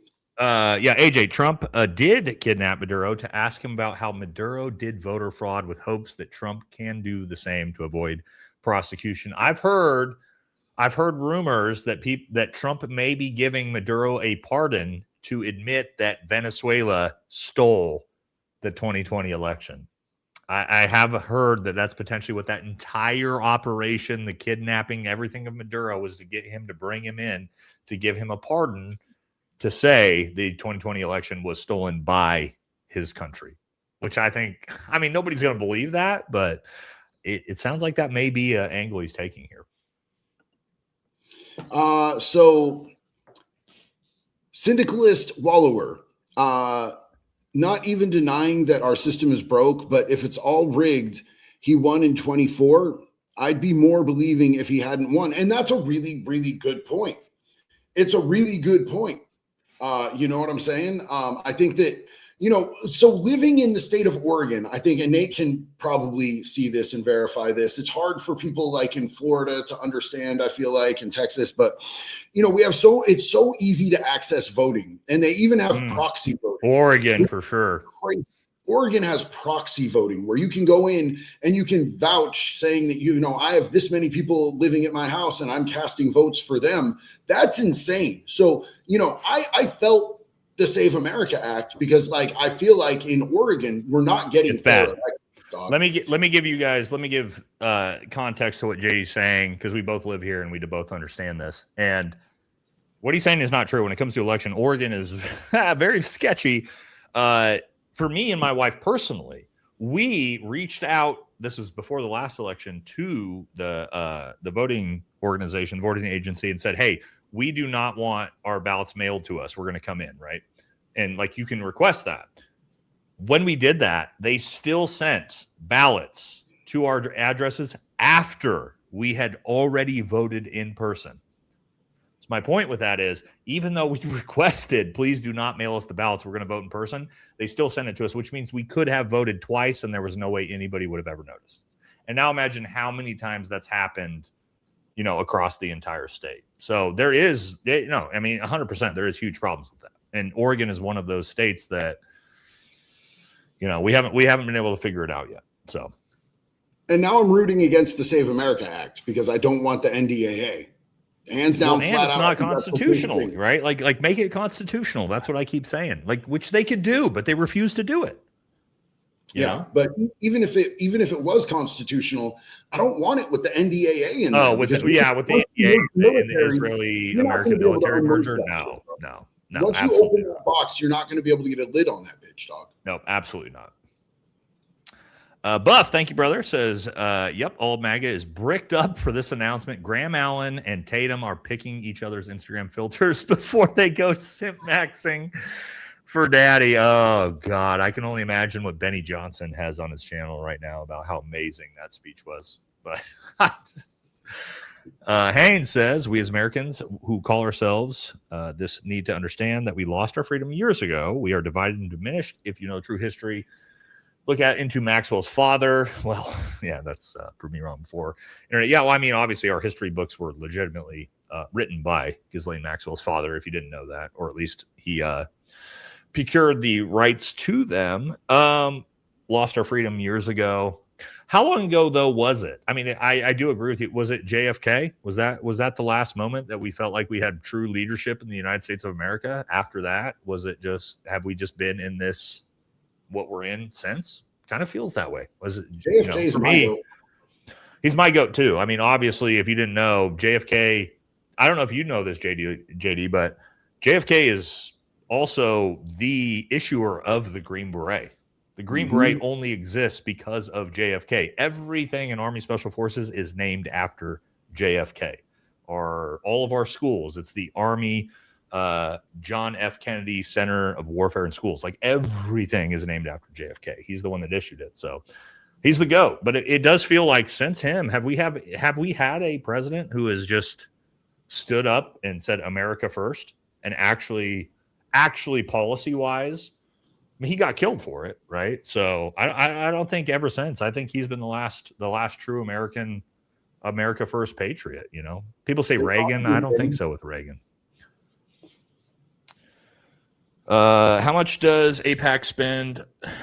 I mean, they spent $35 million just on Thomas Massey's election. So yeah, I feel like we're going to hit unprecedented levels in 2020 in the midterms, bro. They spent more on Byron Donalds. He's got what is it, 83 million now? No, he's at 100 million now. But that's not. He put on another 20 million since the last time we talked. Yeah, and the last time I checked was right before we flew out here. But to be fair, that's for a governor seat, bro. Yeah, for a governor seat for the state of Florida. But Florida's a big deal, bro. Like, to be honest with you. Yeah. It made less sense. That's $10 billion. Yeah. So. It made less sense for rural Kentucky than it did for, somebody and that's right, just one district. Yeah. Somebody in charge of the entire state of Florida. Like Florida has resources. Florida has a lot going on. It's big time. Florida's There's big a time for sure. certain type of community out here. You know what I'm saying? Like it makes more sense out here. But to be perfectly fair, that's not all just a pack. That's also tech billionaires. That's Silicon Valley. That's people in New York that are billionaires. But here's the thing I know about Floridians. Floridians are not cowards. Byron refuses to debate. He refuses to debate anybody. He definitely refuses to debate Fishback. He's just trying to buy the seat. And a lot of Floridians are really pissed off.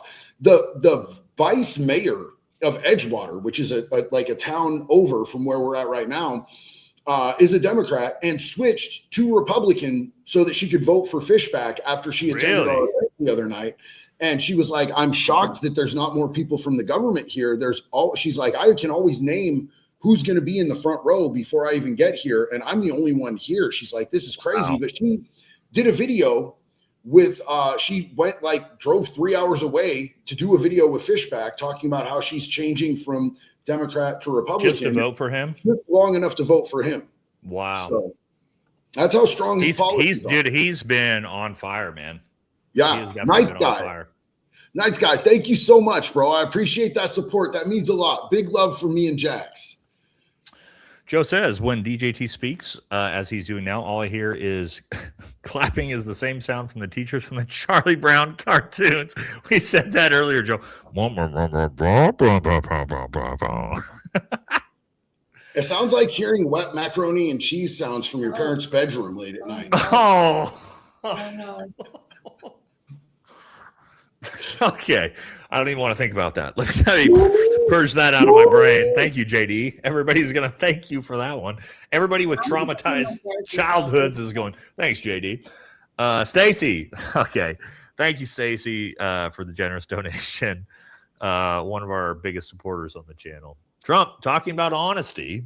He says the words, but does nothing to actually back it up. I think this is a definitely kind of just say whatever. And you know what's crazy about this one, JD, is when we found out that the Trump administration told the Iranian regime to ignore Trump's True Social posts. And the reason why they told the regime that, they did. They said, these are designed for his base. They have nothing to do with reality or actually policy or anything that's happening. This is just for him. Please ignore them. And this is kind of ties into that like, it's two separate worlds, right? It's like hey, let me tell my base this, and then I'm going to do something else policy wise. Mm-hmm. And I guess that's just, it works. I guess I don't know, but we had a we term haven't seen for anything that. like this before. In the metal band industry, we had a term for that because a lot of dudes in metal bands have to be like babysat because they drink heavily and stuff. So most metal bands have like a card wrangler. There'll be like one of the metal dude's girlfriends is the designated tard wrangler. Tard wranglers? Yeah, that's what they call it, bro. So we had, when I was in my last metal band, we had, our guitar player was a lesbian chick she shredded on guitar, and her girlfriend's super chill. And she was the designated card wrangler. And, she would like literally she'd grab us and throw us in the van. Or if like some skank was on us when we were drunk, she'd be like, he has a girlfriend, skank, back off. Like, wow. You know what I'm saying? And it seems like he has like a whole, like, he does. Yeah. Well, we know who it is. It's that blonde girl. What's her name? His mistress. Oh, fuck. I did a whole episode on it. Girl. Yes, she's his tard wrangler, bro. That's literally her job, dude. That's her. That's her. Imagine like him like popping like 3 Viagra and her having to pull his diaper down, bro. Okay. I'm done. All right. Moving on. This is, you guys think that's nothing for JD, by the way. That's like a 4 out of 10 for JD privately with shit that he says. Anyway, I'm gonna vomit. I'm gonna vomit if I even let that enter my cognitive brain of what you just said. I'm gonna throw up on myself. So I'm just gonna keep moving on to this one and pretend I never heard that. Okay, John says, I don't want to hear this mofo say another election is rigged ever again. He's fixing it now. He owns the results from now on. They're only rigged. They're only rigged when they lose, right? We're kind of getting there. I'm sorry. Sorry, Jax. Sorry, Mom. Sorry, God. Sorry, Nate. Sorry, viewers. So Matt, my mod Matt just said JD is my spirit animal. Love you, Matt. China bad. Flock camera's good. I told you about this, JD, earlier. Obviously, no matter what you guys do not destroy flock cameras in America. Mm-mm. There's about don't do it. Gold and copper. Don't do it. That you should not collect. Do not do it. But I do think it's hilarious that the most recent ice shooting that we watched was caught on a flock camera that showed it was murder. You know what I mean? It was like the one time a flock camera has been pretty good was that time. You know what I mean? Me and you disagreed on the last 2 ice shootings because I felt the previous 2, than you did. But the thing about the previous 2 is like the previous 2 were very like you could very easily come to different conclusions, right? Like, but this recent one, gray area with this. Yeah, there's no gray area in the recent one. Yeah, the recent one is just like the dude walked up and just shot the dude in the face for no reason. So, but the flock camera caught it. You can't jump in front of a car and go, he was coming straight for me. JD, are you a fan of South Park? Like old South Park? Do you know who you're talking to? I'm like 12 years old. Do you remember old South Park from when we were kids? There's a famous episode from like first season with Jimbo when he takes the kids hunting. It's coming right for us, right? Yeah, I almost put that in my episode of like, it's coming right for us. And it's just like a bunny that's just like hopping along. And I'm like, okay, that's the most recent ice shooting right there. It's funny because if they pass that bill that's currently being pushed in Oregon, that's what hunters are going to have to do. You're not going to be able to dude, that's so crazy. We're dealing with that sort of law if you want to go out and shoot a deer. It's so crazy we're dealing with that law. Trump can't be making fun of anyone for cheating. Didn't he cheat on one of his wives? No, not one. Not one. All of them. And not only that, the most hilarious thing is he cheated on each of his wives with the new wife, which is bro. Hey. I don't even keep people in my circle that are cheaters, bro. Like I don't even have homies that are cheaters. I think that's a great point. And I'm the same way, JD, because the way I've always looked at it is if you are willing to cheat on your wife and you want us to get in business together, if you're going to cheat on the person that you love the most in the world, what are you going to do to me? as your business partner, bro. I think that's a huge thing with men, right? If I know you're a fucking cheater, nah, bro, I'm out. A lot of men let that slide. I don't respect the lack of integrity, loyalty, honesty. Like if you like, here's the thing, bro. If like you're not happy in your marriage, I understand that. I've been in a past marriage and I was unhappy and I got. I've been divorced too, brother. Yep. You know, that's what you do. You go and you be like, hey, like this isn't working anymore. We need to cut it out. But to go and like slide into another broad, you know, accidentally slip and fall into a vagina, that doesn't work for me, brother. Nope. I'm with you on that one, brother.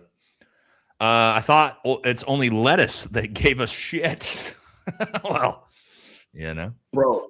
There's that diarrhea. Yeah. What here? Oh, I was just gonna say because that just popped in my mind.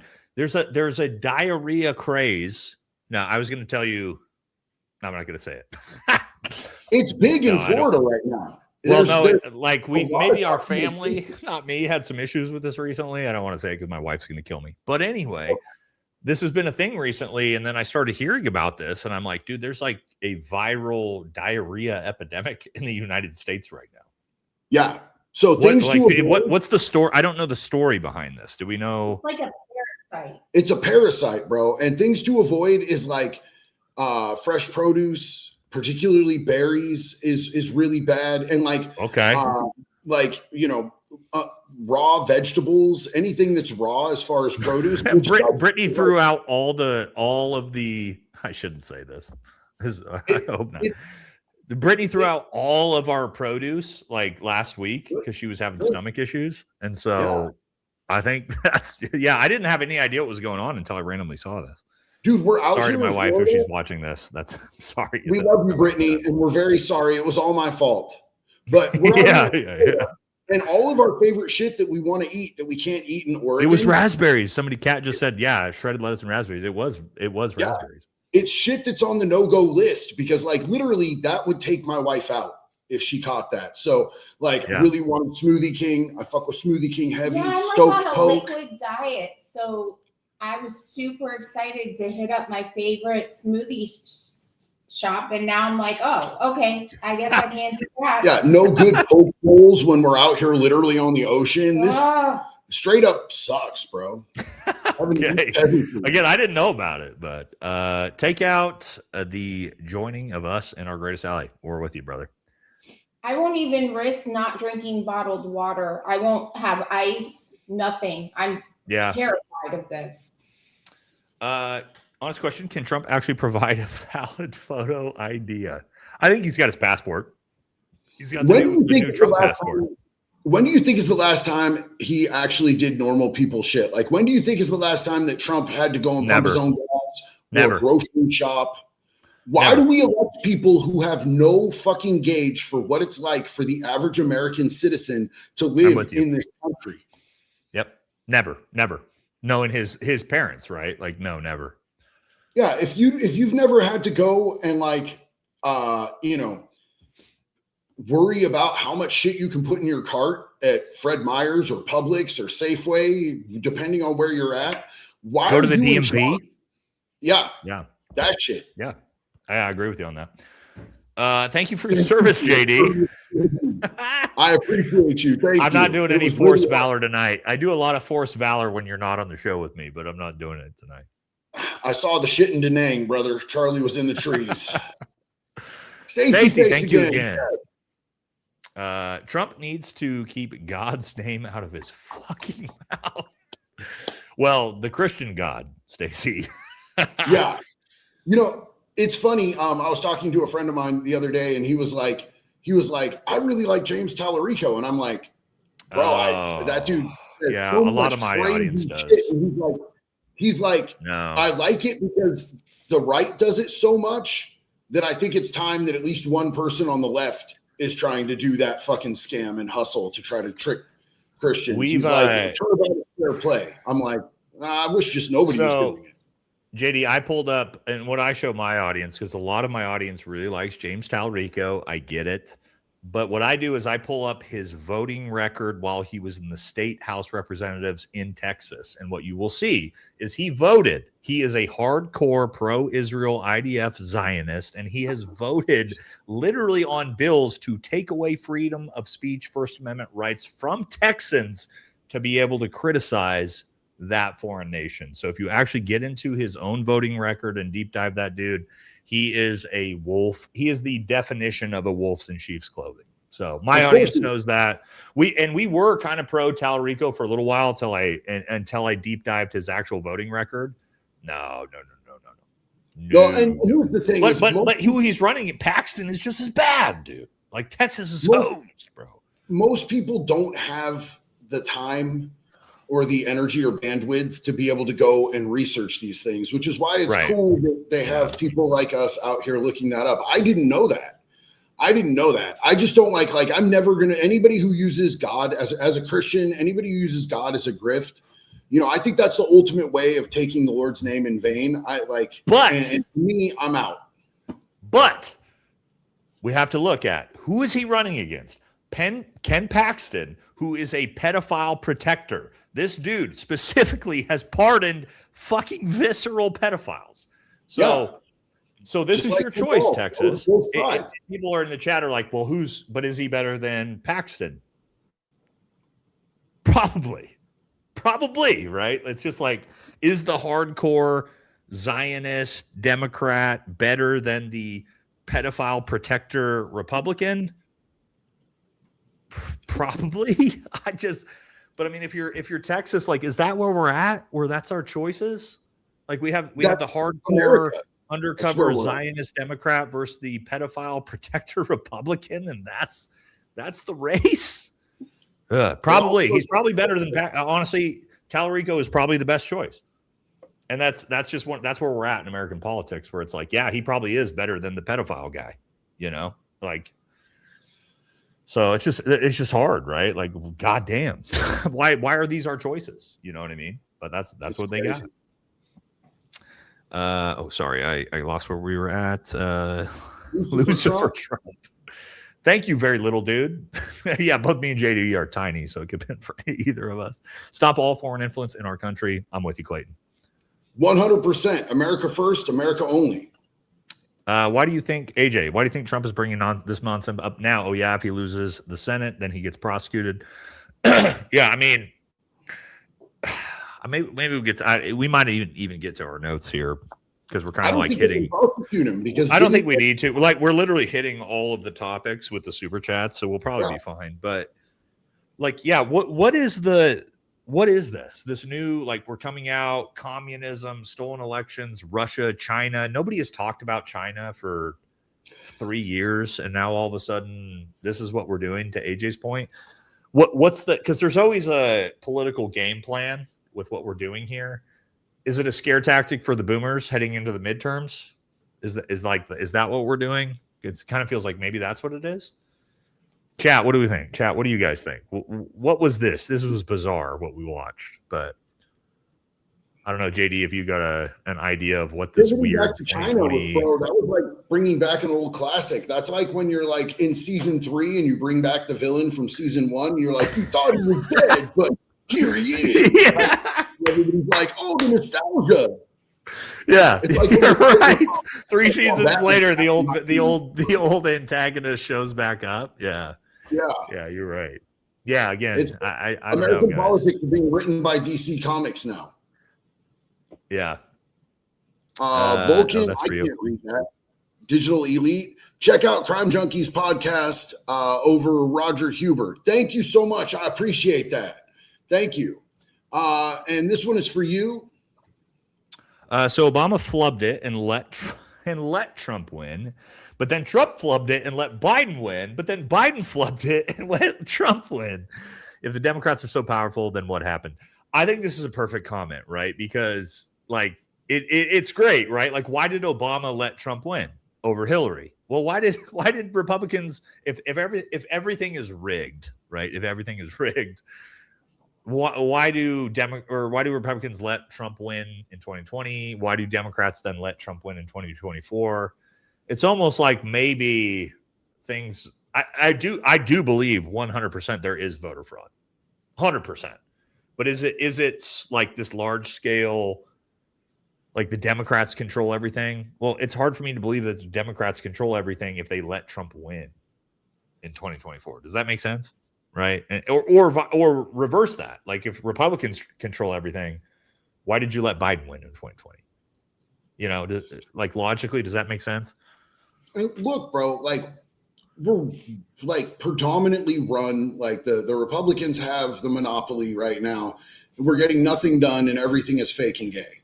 Like it's like even when you get what perceivably one party wants, everything still sucks. And nobody's getting anything done, bro. And they keep taking these vacations where Lindsey Graham is walking around with his mouth open with a little drool with some phallic-shaped kid's toy around Disney, following kids around like, oh, type shit, bro. Like instead of actually voting on shit that's important, bro, like every time there's some important vote, they're like, okay, we're going to take a 2-week break. And then the news cycle is flipped so many times in those 2 weeks because Trump does mean tweets or something. They come back and everybody just forgot what we're actually fucking supposed to be focusing on. It's all fake and gay, bro. Yeah. Anthony Cavasso, what up, my guy? Hey guys, how are you? I'm currently with my family going to Vegas and back to Utah.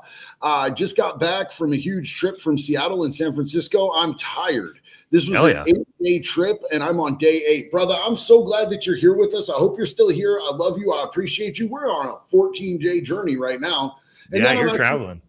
Yeah, and then I'm coming back to Oregon, and I'm going to jump straight into doing a true crime documentary with a major company, which should be really cool because I'm really passionate. I'm not hugely about like working with like, you know, big companies or anything, but it's a story I'm genuinely passionate about, bro, because it involves a veteran and it involves a sexual assault victim and it involves a really cool murder. So I'm really excited about this. I think the movie is cool. I don't think they don't. Your audience doesn't really get to see the backside and a lot of the stuff you do. For those of you who don't know, like JD here in Oregon, here locally, through my dad, has been connected to our local district attorney as he's working with him to work on changing laws to shut down pedophile shit locally here in town, right? So, and here in Oregon, here in the state of Oregon. So, I don't think you guys really get to see the backside of all the awesome shit JD does, you know, policy wise to fight this type of stuff. So I get to see it because I'm aware of it. But yeah, JD does a lot more than I do. I'm trying to do more locally. I'm like working on this now, JD. Like, how do I give back?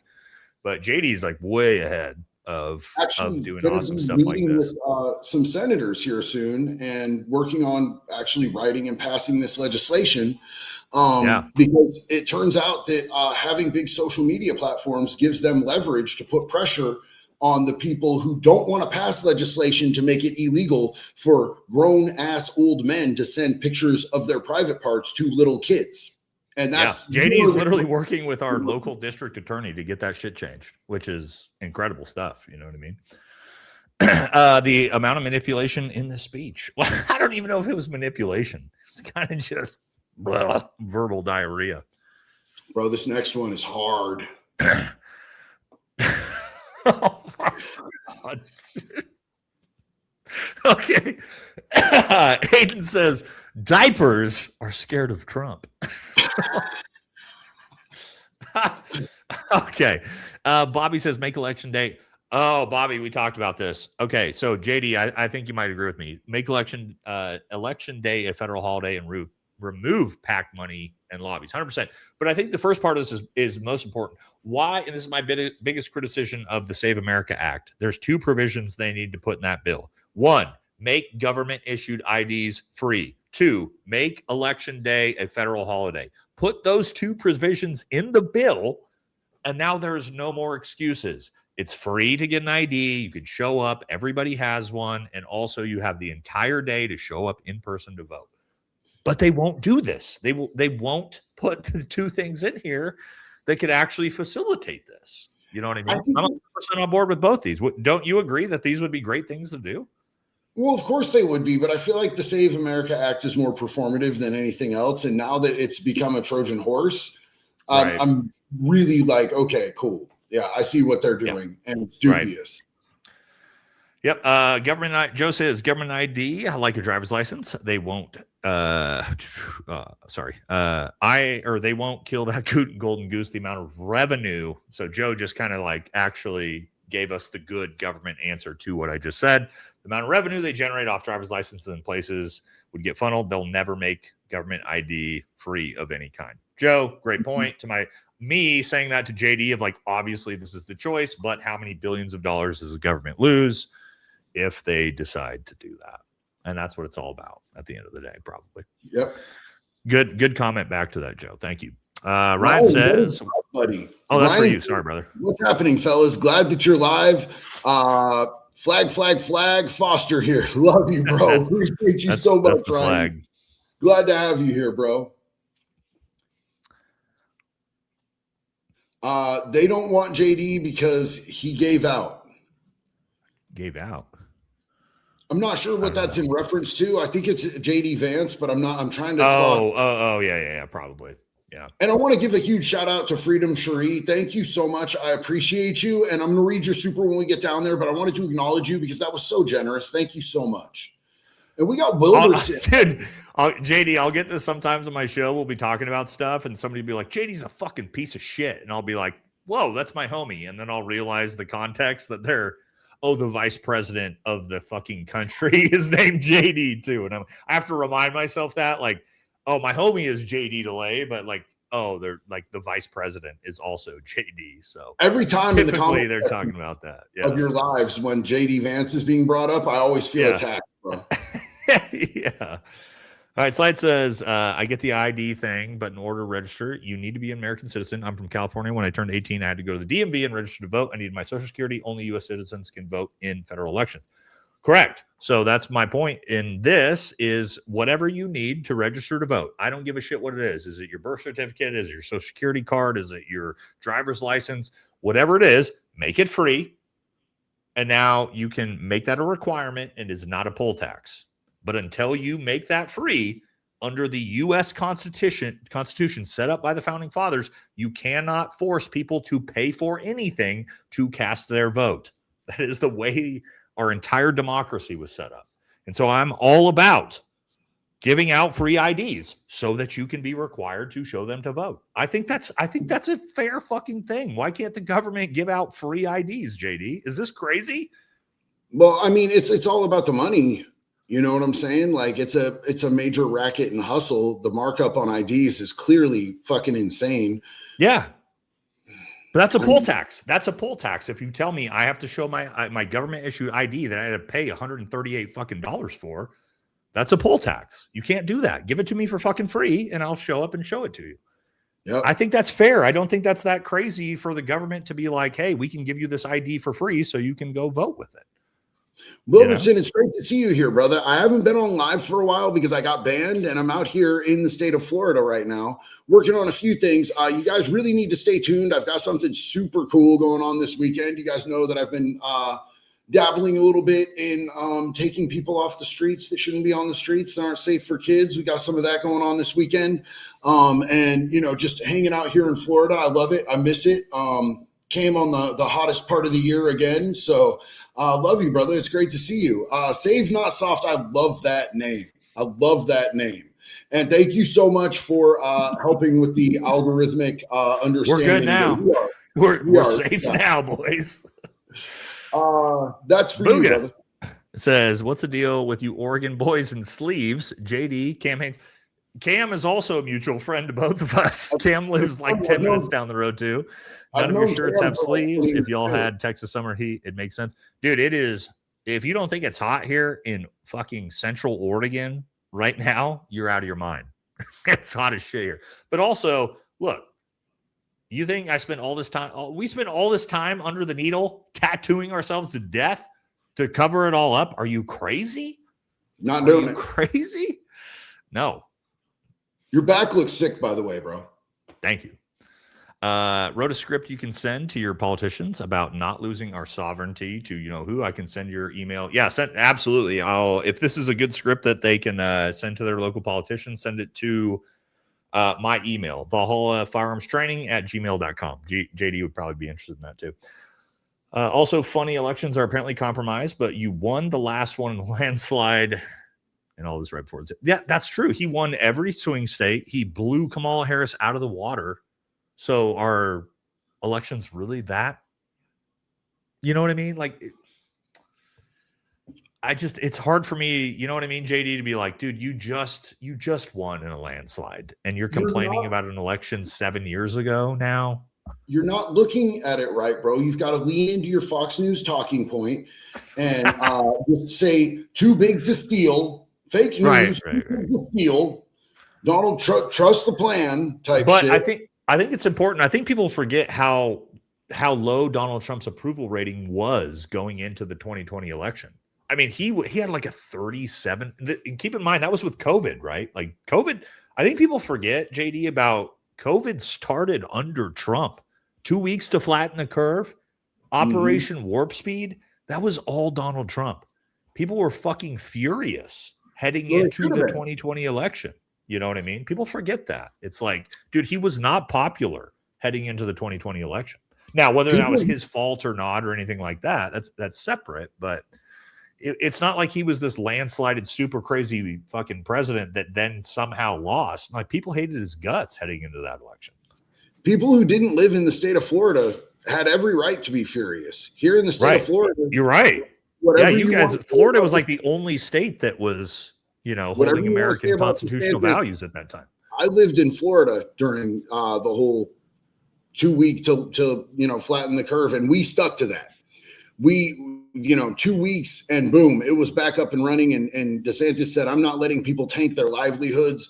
We're not going to keep people locked in their houses. Fuck this. Yeah. Churches open. Everything opened back up except schools, which kind of makes sense because kids are petri dishes, bro. Love my kids, but don't need them bringing home the funk, bro. I mean, me and Jax ended up, I think we both got COVID 3 times. No, I never got it, dude. You had it 4. I had it 2, bro. I never got it. And during that time it was all happening, bro, they issued us the COVID vaccine in Army Special Forces before anyone in the world. Because we were getting ready to deploy to Afghanistan at the time, and they're like, hey, you guys got to fucking take this. But yeah, I mean, back then, like, Florida was the only fucking state that did anything about that. Which I do give DeSantis. I don't like DeSantis. I don't, for a lot of different reasons. But I will give him credit. During COVID, he was well ahead of everybody on that. Floridians fucking love DeSantis, bro. I'll tell you that right now. There's one thing about him that I really don't like, but we already know what that is. It's supportive. Someone that I don't think people in our country should support. PM Millard, welcome back, JD. Woodchipper Clan, all the way. Much love. Big love and respect to you, dog. Thank you so much. And the real deal Didi. Hey, JD, been missing you, bro. Much love. Thanks to you both for all of the info and vids. Love you both. We love you too, Didi. Thank you so much for being here. And we got Ryan again. Every bill is a Trojan horse. Did everyone forget good old Nancy saying we have to pass it so we can see what's in it? I forgot. Yeah. That's a great famous quote. I absolutely did forget that, unfortunately. That is a famous quote from her. PM said, JD, stop bullying Nate or I'll force Valor on you. Dog, I am the most bullied person on the internet since Eli Double Tap started that shit. I swear to God, bro.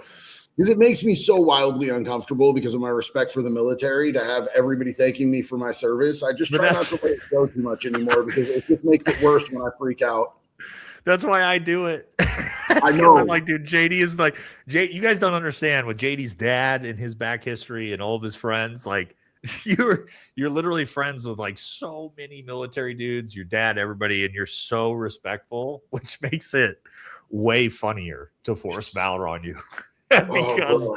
because of and I didn't even know what forced valor was until the unsubscribe boys started doing it to you, and I'm like, okay, now I have to start doing it to JD too. I think they made it up, bro. But every time people say it to me, it crawls for my tummy, bro.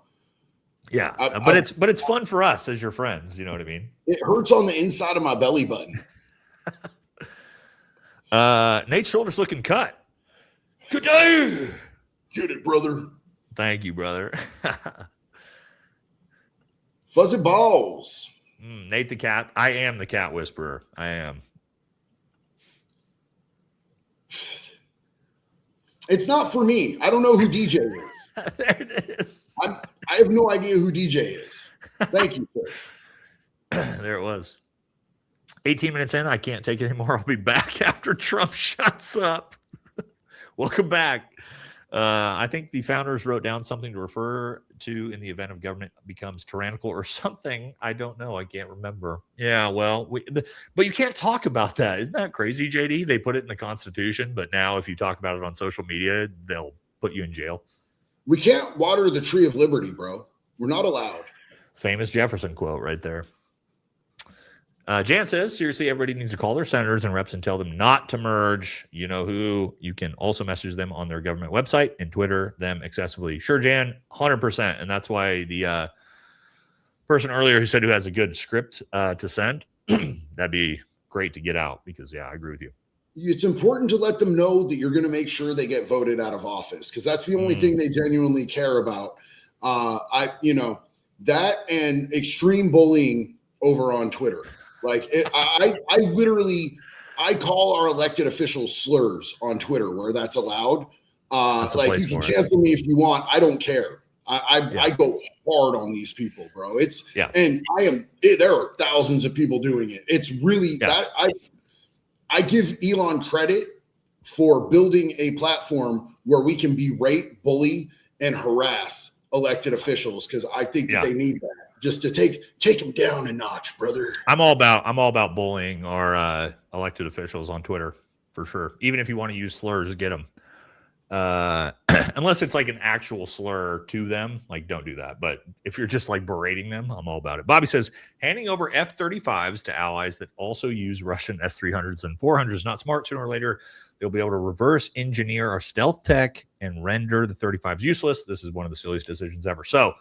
This is exactly what I was talking about earlier, JD, of why when I said even if we were to merge with like Australia or the UK, to Bobby's point here, why would the fuck would you give any other country our best and highest tech?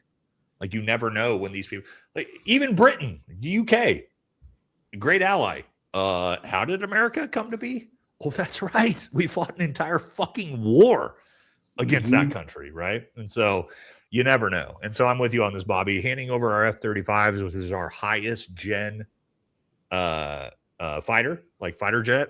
Why would we do that? Why would we do that for any country? Turkey, Israel, doesn't matter. Fuck no. Absolutely not. I'm with you on that. Thank you, Pep Gwyn. And Ryan, we're missing half, bro. He's talking about the files. We put the wrong JD in office. Yes. Yeah, it's true. I have enough felonies to do it, bro. You do. Yeah. Meanwhile, the U.S. meddles in elections all over the world and installs their own puppets, even if they are documented terrorists. But that's okay. AKA Syria with al-Jilani. Yes, the president of Syria is the former leader of Al-Qaeda. So that's fun. We like that. Massey and Roe did an interview on Breaking Points this morning. I got to watch that. I heard Ro Khanna got arrested in Israel this weekend. Did you see that, JD? I saw something about that, but it looked fake to me. Okay, I got some comments on it. I haven't been able to fact check it, but not that I'd put it past them to do it. But my thought was like, what the fuck was he doing there to begin with? You know, like they do not like him there. So. No, he's not likable from their point. Trev said, "Oh yeah, and fuck data centers, 1,000% with you on that, my dude." It's Fishback had a great idea on that he actually got from Elon Musk because Elon's working on data centers that can be shot into orbit. Just keep them off planet, bro. And yeah, and you could actually probably get like solar to power them in the atmosphere. I guess that's what Elon's working on. Yeah, I don't mind that. Fishback wants to ban data centers completely in the state of Florida and ban flock completely in the state of Florida. Yeah, but I'm also for that. Yeah, for sure. Yeah, right now there's a huge debate going on about they want to put like one of the biggest data centers ever made in Salem, Oregon, which is not very far away from us. I mean, it's a safe distance from us, but like, that's only 30 minutes away though. Yeah, I don't want it there. Do you want to live next to a data center? Absolutely not. No. If there's interference, we need emergency election as a. Well, we got that. Thank you, Sure Shot. And then James says, as a Vermonter, Bernie sucks. He and Welch need to go. Besides, Bernie has 3 multi-million-dollar homes he needs to focus on. This is true. And anytime somebody that doesn't like a local politician, I usually defer to their opinion, right? Because when we talk about Oregon local politicians, there's a lot of them I don't like that some people might like, you know? It's my bad, bro. I was on meth when I liked Bernie. Brady said, "Hey JD, been a while since I've been able to see a live stream. Recently starting MMA classes, mainly Jeet Kune Do and some Muay Thai and Brazilian Jiu-Jitsu, bro. You are a beast, dog. Hell yeah, get that shit. I love seeing you here, brother. Thank you for being here with us tonight." Ryan said, "The Rogan interview was a salvage job if I've ever seen one. Joe wasn't really pressing. That was the first thing that I noticed is Joe was not pressing. He was presenting like questions that were like a little bit, like just a tiny bit edgy, and then backing all the way off. But zero pushback afterwards. Like it seemed like they were pre-approved questions anyway. Yep. But the VP was well aware of the pressure in everyone's veins. Yeah, I know that's right. Well, because look, man, like he's not old enough to be so completely out of touch. And I don't feel like he's one of those dudes. He's younger than us, I think, isn't he? He might be. I don't think he's surrounded by as many yes men as Trump is. I think that Trump genuinely has people telling him that he's doing a great job and he's the best president ever and that people actually love him. I literally think that he's surrounded by people that are telling him this shit all day. Yeah, no, you're right. JD doesn't have that excuse. In reality or in touch with the American people. So he thinks that he's I think he thinks he's genuinely doing a great job. I agree with you on that. Yep. I think it's a good take.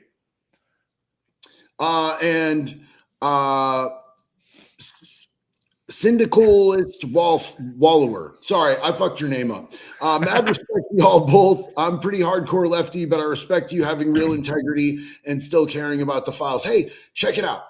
I am not right nor left. I do lean more conservative on a lot of issues, bro. But like at the end of the day, I am American people. And that's not just one side of the American people. That's not one race of the American people. I'm for the American people.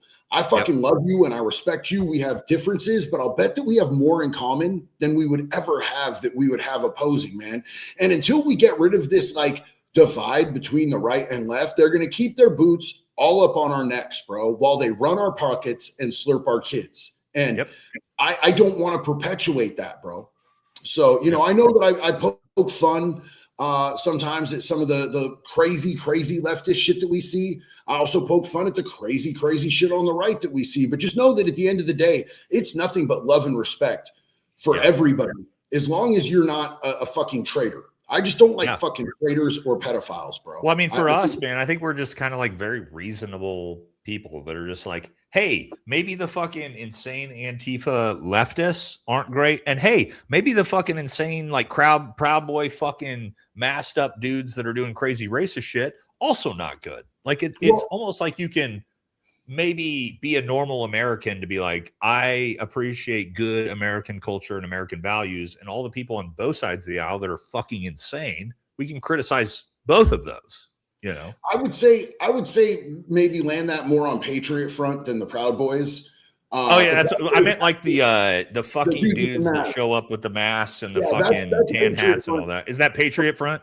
Yeah, the Proud Boys, bro. Actually, okay, sorry. I meant like the fucking the masked up Nazis that show up on the right. Yeah, the Proud Boys don't care about race, and they have people from every race. I'm just making the point of like the insane fucking leftists, the insane fucking far right. Like we could just kind of be like, man, maybe we don't like either of these things, right? Yeah, as Americans. Yeah, facts. It's a major 3-strike to 3 constitutional points, according to the Congressional Library, and actually falls under treason for voting to combine militaries with another country. Yeah, what a shocker. that is probably unconstitutional. No way. Could you imagine our founding fathers being presented that? JD, like think about our founding fathers. Like they fought a revolutionary war to decouple this country from foreign influence. And what if you were like told them, they like bring George Washington or Thomas Jefferson, transport him to 2026 and be like, hey, by the way, we're going to merge our military with a fucking foreign country that hates our guts. Are you guys cool with that? They'd be like, what the What is wrong with you guys? Now, I'm no historianarian, but I'm pretty sure they used to have a way to deal with traitors in this country. And we ain't done that in a good hot minute. I'd like to see it happen. Yeah. Bernie's a grifter. He will never stand for the citizens of America. Okay, that's fair. That's fair. Whatever you feel. Bring the hammer down, said JD. Check out Giggle TV. Giggle versus Tickle Case. I thought that was Australia. Giggle versus Tickle Case. That sounds horrific, bro. I'm already in Australia too. You don't know what the hell's going on there. Right? I'll take a look. Thank you. Jan says 2 good-looking dudes to look at giving great content. Well, thank you, Jan. I'd like to think that we're me and JD, like, we're not the worst ever. No, I mean, like, bro, I don't mean to sound queer or nothing, but I think you got a sweet ass. Fuzzy Balls says real reason the Jeffrey you-know-what files haven't been released is because dude is still alive and it would bring down DC. Did Jesse end up doing that interview with Palm Beach Pete? Oh, I didn't see that, bro, but I know I didn't that he's either. doing a lot of different stuff, and he got invited to one of those white parties by the dude who kind of was like behind Diddy and all Diddy's parties, bro. But do you not get the joke, bro? The joke is that he looks just like a famous human trafficker who like ritually sacrificed kids. Isn't it funny that he looks just like that guy? Shouldn't we make him famous? I thought Jesse was gonna do. He had Palm Beach. Are you talking about on him? Jesse on Fire? Jesse on Fire? Oh, I thought you meant no. Our friend Jesse on Fire. We're talking about Palm Beach Pete. Sorry, I didn't explain that well. I thought he was doing a full interview with Palm Beach Pete. Did he not do? Whatever. Sorry, guys. I'll just fucking text him. Dominar said, we have the best government money can buy. Yeah, and it's not our money that's buying it, unfortunately, brother. Technically it is, though. Technically it is our money that's buying it. It is our money, but it's being sent somewhere else and then brought back. And, you know, if you look into like OnlyFans and like, you know, they're getting our daughters as soon as they turn 18, they're getting on there and they're getting money off of our 18-year-old girls. And a lot of that's going over there, and they're using I do like Fishback's take on that. Yeah. Wisconsin Aquatics. Look up how Walmart controlled grocery prices. Oh man, I'm sure I'm going to be fucking livid when I look that up later, brother. If Blackshirt Tyler, this is a Charlie Kirk question. If Blackshirt Tyler could hide the rifle so easily while he was on campus, then he couldn't have done the same thing afterwards when he went into the woods. There would be no need to leave it behind. The biggest problem with the idea of Tyler Robinson breaking down this rifle and putting it in different parts of his pants is the idea that he was able to reassemble it on a roof and then have his scope still zeroed to his rifle, which is not a thing. Outside of the ballistics test that I put out, if you guys have not watched my recent, I just put it out today, the Charlie Kirk ballistics test we did. It is the exact recreation of the shot. Also, YouTube is heavily shadow banning and limiting that video. So please share it and send it on. Here's the angle that I think a lot of people are just absolutely missing. And if nothing else, Wes Watson has taught us that pretty much anything can go in your hoop, bro. So maybe he used his prison pocket for that. Have we ever thought of that? Or are we just not? No, you're right. You're right, JD. We did not think about him keystring a 30-06. And given his proclivities, his sexual proclivities, case closed. Guilty. Maybe he keystered a 44-inch long gun. Death by firing squad. No one else. We have not considered that. JD may have just cracked the case. Did he just crack the case? Corruption destroys countries from Australia. Thank you. Facts. Daniel says, thank you both for your service. Would you do a recreation of taking the shot with no zero, kind of show people, oh, I like this idea, kind of show people what it takes to get it zeroed? Also, and this is what I was just talking about, would that scope block the safety on that rifle? So Matt from Trigger Spart has broken this down. Potentially there is a modification to a 1938 Mauser that could actually make the safety work. So it's possible. I do like the idea of this, of recreating, having me try to reassemble a 30-06 with no zero in taking the shot. Daniel, I like that idea. I think we're going to institute that in our next test. Thank you for that. I would not have thought of that otherwise. Thank you. Thank you, MMA. Is that for Bobby Donuts? Both of us. That one's for me. Thank you, Bobby. Not to tinfoil here, but when the first impeachment didn't work, COVID showed up and wrecked the re-election. It did. This was by design. If it couldn't have happened, he would have done 8 straight. We would not have had this. So I do agree with you, Bobby. I do agree. Had COVID not happened and you would have had like Trump's 2016, 2017 economy, I think he would have won. However, it did happen. And this kind of like, it's like 7D chess. Was it on purpose to have him lose and then come back to be able to reinstitute all of our greatest allies' policies later? I don't know. JD, what do you think? Do you think had COVID never happened, do you think that 2020 election would have gone differently? I think it would have. I think it probably would have, but like we know that was planned out. So you've got to kind of factor that into the whole mix there. Do you think if that hadn't happened though, which clearly they planned for that, do you think he would be this cucked on a second term if he had consecutive? I don't know. Maybe he would have. Maybe he would have the entire time. I don't know. It's a lot of ifs, and I don't think But would he have needed to take $250 million from Marion Adelson to win the election? No. Well, that's the honey, but they also have the stick. But that's what I mean. Would he have needed to take that in 2020 to win? No. So maybe it was by design to force him to lose so that way he fucking takes all of that money from the Israel lobby so that he can then win the election and then maybe he facilitates this. I don't know. Like we'd have to like really sit down and timeline this whole thing out. And let's face it, like a lot of us might be forgetting the fact that he was facing getting sentenced for 34 felonies and he was going to fucking prison, dog. That dude was going to fucking prison until he ended up becoming the actual, candidate for the Republicans. And the judge was just like, this is too crazy. I'll be interfering in a presidential campaign. I'm just going to give him, no actual prison sentence. That's what he was facing. He was desperate. Yeah. Like that dude would have spent the rest of his life in prison.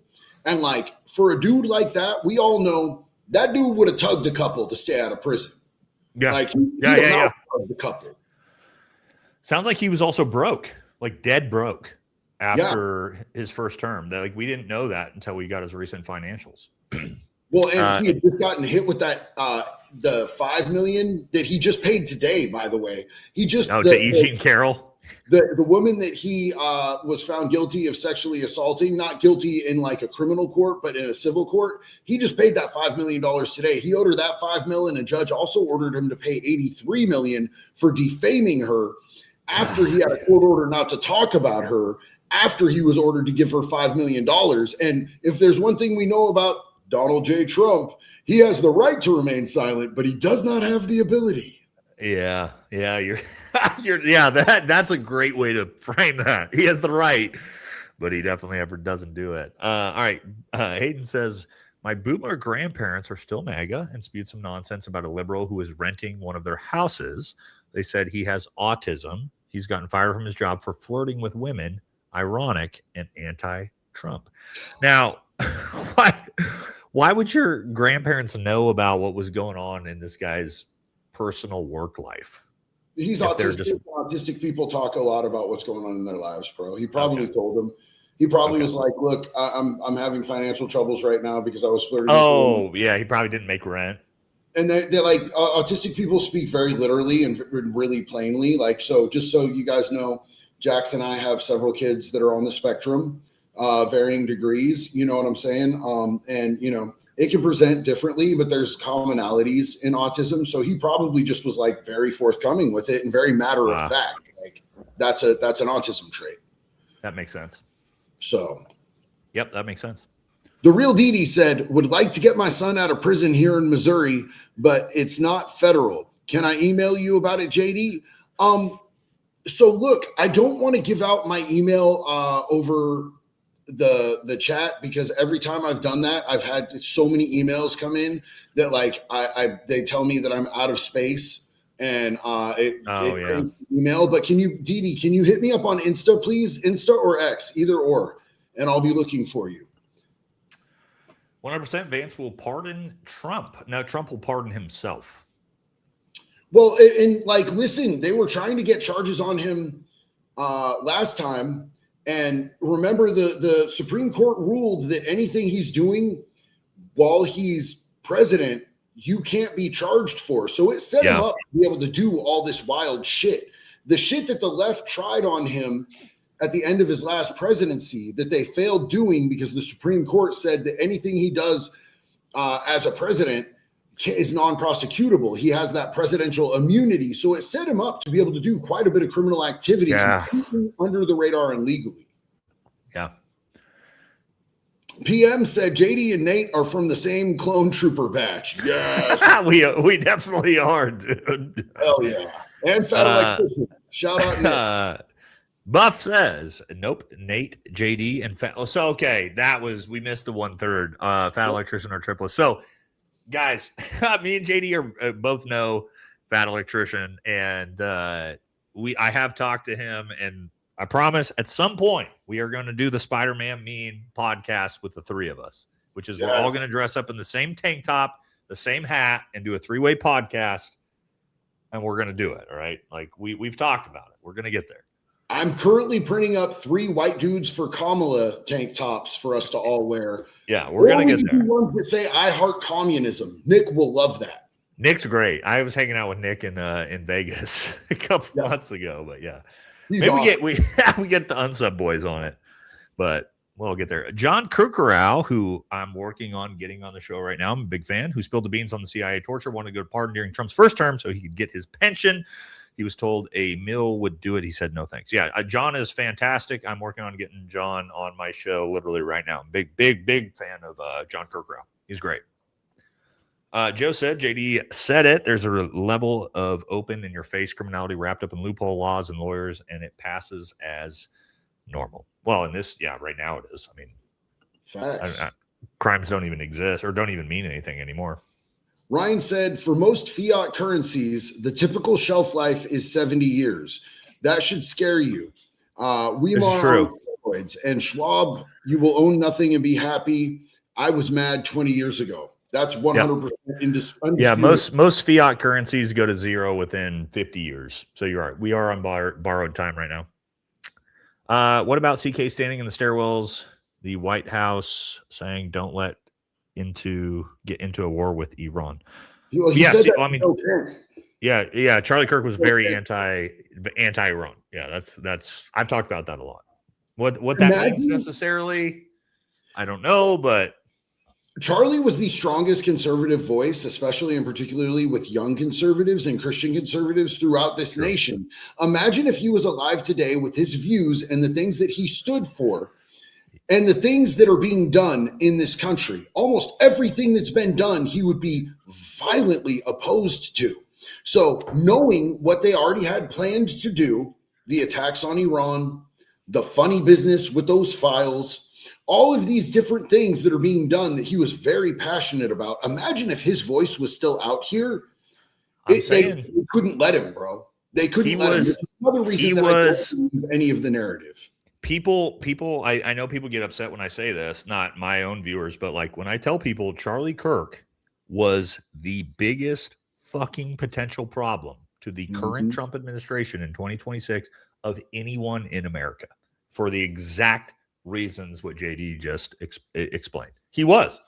He commanded the young conservative audience. And could you imagine, like JD just said, if Trump was trying to push the Iran war, not releasing the files, and you had Charlie Kirk being like, absolutely not. I'd fucking denounce this. They wouldn't have been able to ever do it.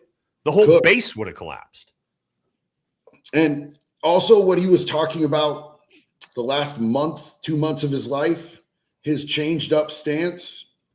He wasn't Shabbat Shalom anymore, bro. Nope. No, he wasn't. Stacy, thank you so much for coming over here and showing me some love. I deeply appreciate you. Big love and respect right back to you, sister.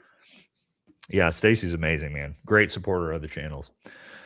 Karen says, I don't know how this channel showed up in my recommended, but I'm loving Nate, senior California widow. You give me hope. Well, I'm glad that somehow we popped up in your recommended feed tonight. Welcome. Yes. If you like the show tonight, then I can promise you're going to like both me and JD's show. So, and Bobby also jumped over here. Bobby is a very awesome friend of both of our shows. Bobby said, jumped over here. Here's $20 for some monsters, JD. Glad you're back, brother. Thank you so much. It's so good to be back with all y'all. I missed you guys so much. And my homie Tyler, what is up, man? Been a minute. What's up, JD? Big love and respect to you. Thank you for your service, brother. So glad that you joined us tonight. Pete Sackbreath wants to be surrounded by more jacked, muscly men. Sounds about right. He needs someone to lift those weight for him. Guys, I promise you, like I said, I am doing a video on Pete Hegseth's movement of incorporating steroids into the military. I promise you it will be laced with all of the comedy and one-liner jokes that you expect. I'll put that out tomorrow. The only person more excited about the military being on testosterone than Pete Hegseth is Benny Johnson. Benny's gonna get an all-access pass. Okay, I can't. I'm not just gonna sit that one out because I'm gonna say something that's gonna get me in trouble. Okay. As a South Carolina, good riddance to Grinder Graham. I've talked to a lot of people from South Carolina who have been very happy about this. It turns out. Hey, Lady G's passing was very untimely. The widow of the guy killed in. Did you see this, JD? Yes. Yeah, it says it was I did just see the widow of the firefighter about this come out to say this, which is like, oh God, dude. Oh my God. I did see this. I haven't covered it yet, but I did see her interview. No, it's very in character for somebody to try to kill Trump and him not to be concerned about finding out what was actually behind it. That's totally kosher. Well, and just him purposefully telling the FBI you cannot investigate this. No, that totally fits Trump's profile. He's definitely not a vengeful. The dude that holds a grudge over the smallest shit you could ever imagine in your life. He just doesn't care about the 2 times he's supposedly been shot at. I don't know. That's not crazy. Did anyone read the speech before he did it? Literally saying the election problems. When was he? Yeah. So I was texting JD about this while it was happening. And the funniest thing was, and I wrote it down, everything 2020, 2018, every single time he talked about some type of corruption was a date while Trump was president. It wasn't while Biden was a president. So little whoopsie on that one. I don't think he understands how election years work, right? So he keeps talking about like 2020, and it's like, homie, Biden didn't take over till 2021, bro. Like, you were president for all of 2020, Trump. Like, I know you forget how the dates work here, but listen, you have to give a little bit of grace for dementia. That's the leader of the free world. And we have to give him a little grace because he's suffering severely from dementia, bro. This is totally normal behavior. This is fine. Everything's fine, you guys. He doesn't sleep at night. That's normal behavior. You're right. Football. You're right. It's fairness. We got to give the dementia angle a little bit of fairness to that. Any word here from Dr. Wang lately? No, Dr. Wang showed up one time a year and a half ago and hasn't showed back up yet since. Give him a friend little of the show. Graham grace, you guys. Yeah. Madsen, thank you. Super generous. Is this from Germany, maybe? Is that where? I think that's Deutschmarks. Hey, gents, I just want to let you know. Oh, Denmark. Okay, that was a good guess. Know that Denmark nor Greenland has anything to do with your explosive diarrhea over in the States. So please do not invade us or bring any more dumbass tariffs. All right, well. I feel like when someone has to say that, it makes me more suspect that they sent that parasite over here, bro. I love you, maybe it was Greenland. What if Greenland? How many people live in Greenland? Like 20,000.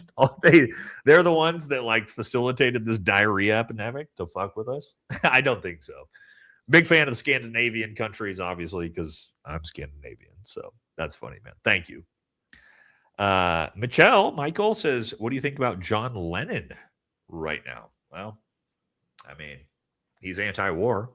Had a lot of great songs that would have been very applicable to today. So, Val, I'm here for you. Love the transparency. No BB bucks here. Thank you.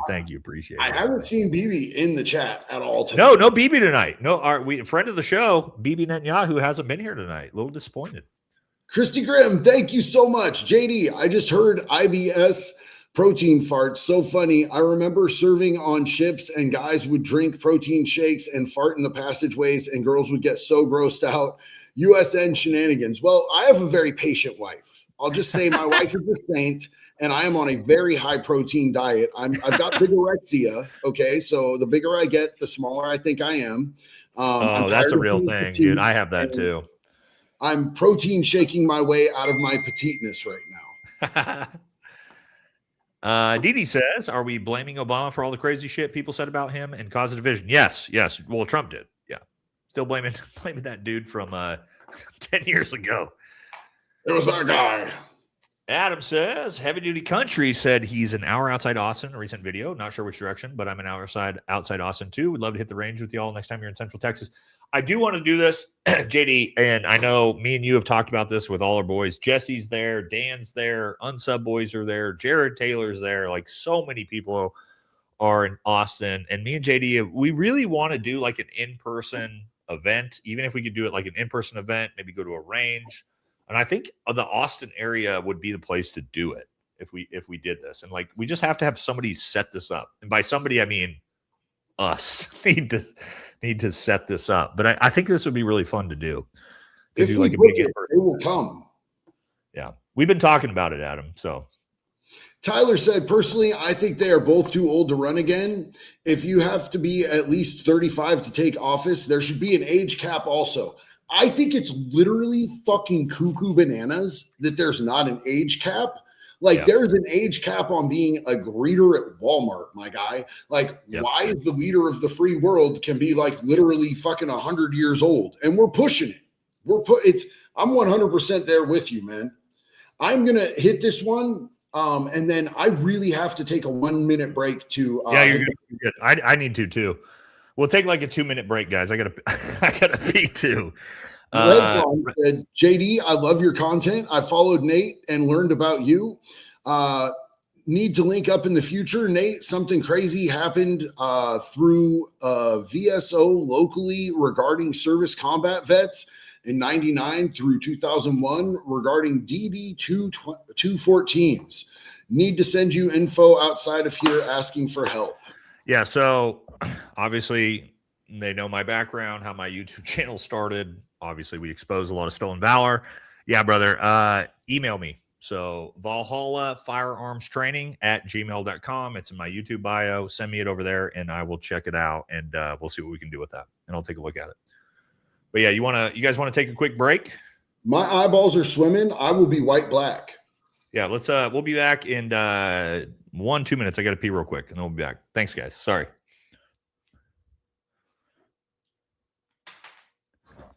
Don't mind me.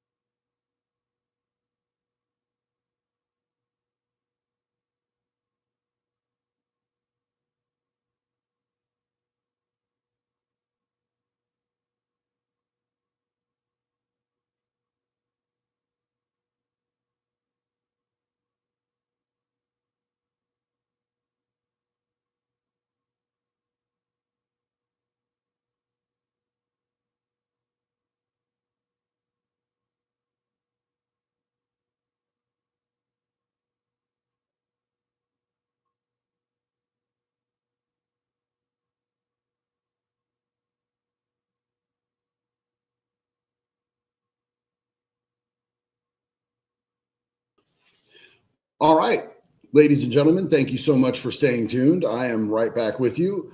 We are still waiting on Nate. I hope everything is coming out okay. I see some of these are for him. I don't want to skip them, but we're going to jump in and grab Bobby Lynn. Thank you so much, brother. I don't know what America wants anymore either, JD. I've got about 20 to 25 left, God willing. Fighting the power is getting tiresome. I'll protect and provide for mine, pray to be left alone, and let America get what it votes for. And listen, brother, like that's at the end of the day, that's the main thing that we can do. We can make sure that we are right with God. We can make sure that our families are taken care of. We could try not to let what these weirdos in office are doing affect us in a super negative way. I get wrapped up in some of this stuff, but like really at the end of the day, it's about controlling what you have control over, which really at the end of the day is like making sure that yours are walking the right walk, you're on the right path, you're doing the right things, and trying to make the world a better place in little ways. You know what I'm saying? That's why like I'm really stoked to be working with the district attorney in Lane County, Oregon, to try to pass laws that'll make things safer for kids. That's super important to me. You know, going back into prisons and going into treatment centers and jails around the country, those are the things that like I have power and control over, is just how I affect people's day-to-day lives in little tiny ways. And I'm really blessed because God has put me in a position to be able to do that for people, you know, even in just the littlest ways. It makes me happy to be able to do that, brother. So at the end of the day, please keep that mindset. Don't let things stress you out too much, and understand that we only have power and control over very minute amounts of what's going on in this world. Nate, welcome back. And this one's for you. I was going to say, bro, if you look at the comment section, here comes the Nate was fucking pooping jokes. We have this thing on the channel. I don't know when it started last week somehow, where anytime I get up off the desk, it's because I have to have explosive diarrhea, even though I can't even shit that fast. That's how JD, JD, you know, because you've been out here, right? Like I got to go from the studio all the way to the house to take a piss and come back. And they're like, if I'm not back in a minute and a half, they're like, he's shitting. I would never do it, bro. I would drop trowel right outside the door. You would. I would. I'm a big outside. Anyway, kid, bro. I'm going to get abused for it. Anytime I take a break now, I just get bullied by my own chat. Race relations got worse because of Obama's comments after the Trayvon Martin case enabled and encouraged it affirming BS institutional racism. I think there's blame to be placed against Obama and probably against both sides with that. I think that's fair. Well, and at what point, what year was it lined up that we actually started having access to the internet in our hands? Social media wasn't even really a thing under. Like, social media has been really bad for race relations, for politics, for, you know, a whole lot of things. Social media it's a pretty fucked up thing, to be honest with you. Yeah. Yep. Everybody's like, you can thank Matt from Trigger Smart for that. Yeah, I know. For the shit jokes. No, just space loring. Your mate JD is fucking hilarious, Nate. Well, yeah, of course. That's why he's been my friend for 20 years, man. Love you, dog. Also, if you're following me and you're not already subscribed to JD, his channel's in my pinned comment. Go over there, support him. Not that he needs any more subscribers because he's got 4 fucking times more than I do, but support my homie regardless, you know. I put out a lot of shorts, bro. JD's a big boy in the YouTube space. Where's this at? Sorry. Oh. JD, you look like a Viking from the series. I took part in the drinking game. JD looks like a Viking, but I don't. Oh my God. Now I feel. You're muted. You're muted. We lost you. He does though. JD just looks straight out of the history. Like that's one of my favorite shows. Me and my wife just actually we watched the entire series of Vikings. Check. Yeah, my mic officially died. We've been on for so long. You're good. You sound almost the same. I loved that series. Watched every single episode. Me and Jax. We just rewatched it, the entire series. We just finished the last episode like 2 nights ago after fully rewatching it. Yeah, Jax is a large part Viking. You know what I'm saying? She's my little Viking princess. So we got a whole Viking crew around here. Momo yes, Ranger. to a Fishback interview. Yeah, I told JD that he needs to get me connected with Fishback so we can get him out here. Easy, man. Easy. We text. He's a good dude. I genuinely, he's genuinely funny too. Well, and we got big platforms, and it's like it's mutually beneficial for him to come on. You know what I mean? In the America First space. Easy Hammer says, if our leaders do not stand up for us, get rich off of us, support other countries over us, protect crimes of the elite while silencing the cries of the rest, then we have no choice, no voice, no vote. Kind of feels like that's where we're at. We do get a vote. It's just that it feels it doesn't do anything. Especially living in Oregon. Freedom Cherie said, sending a little cash because I love the work you do against PDFs and they S on you. Thank you so much, sis. I deeply appreciate that. They don't like you very much, JD. It's funny how you get attacked more from the PDFs we know than anybody. Yeah, absolutely. They really don't like you. AMCD said iPhone 2007, Obama 2008, rise of the media crossover. See, and that's exactly what I was just talking about a minute ago.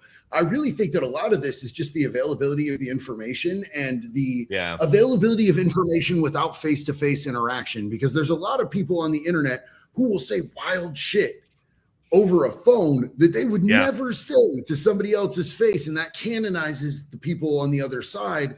And then, you know, the pendulum swings back and forth and picks up momentum. And then you've got people out here like Chud the Builder, who's a nuisance streamer who says entirely provocative, racist shit out in public.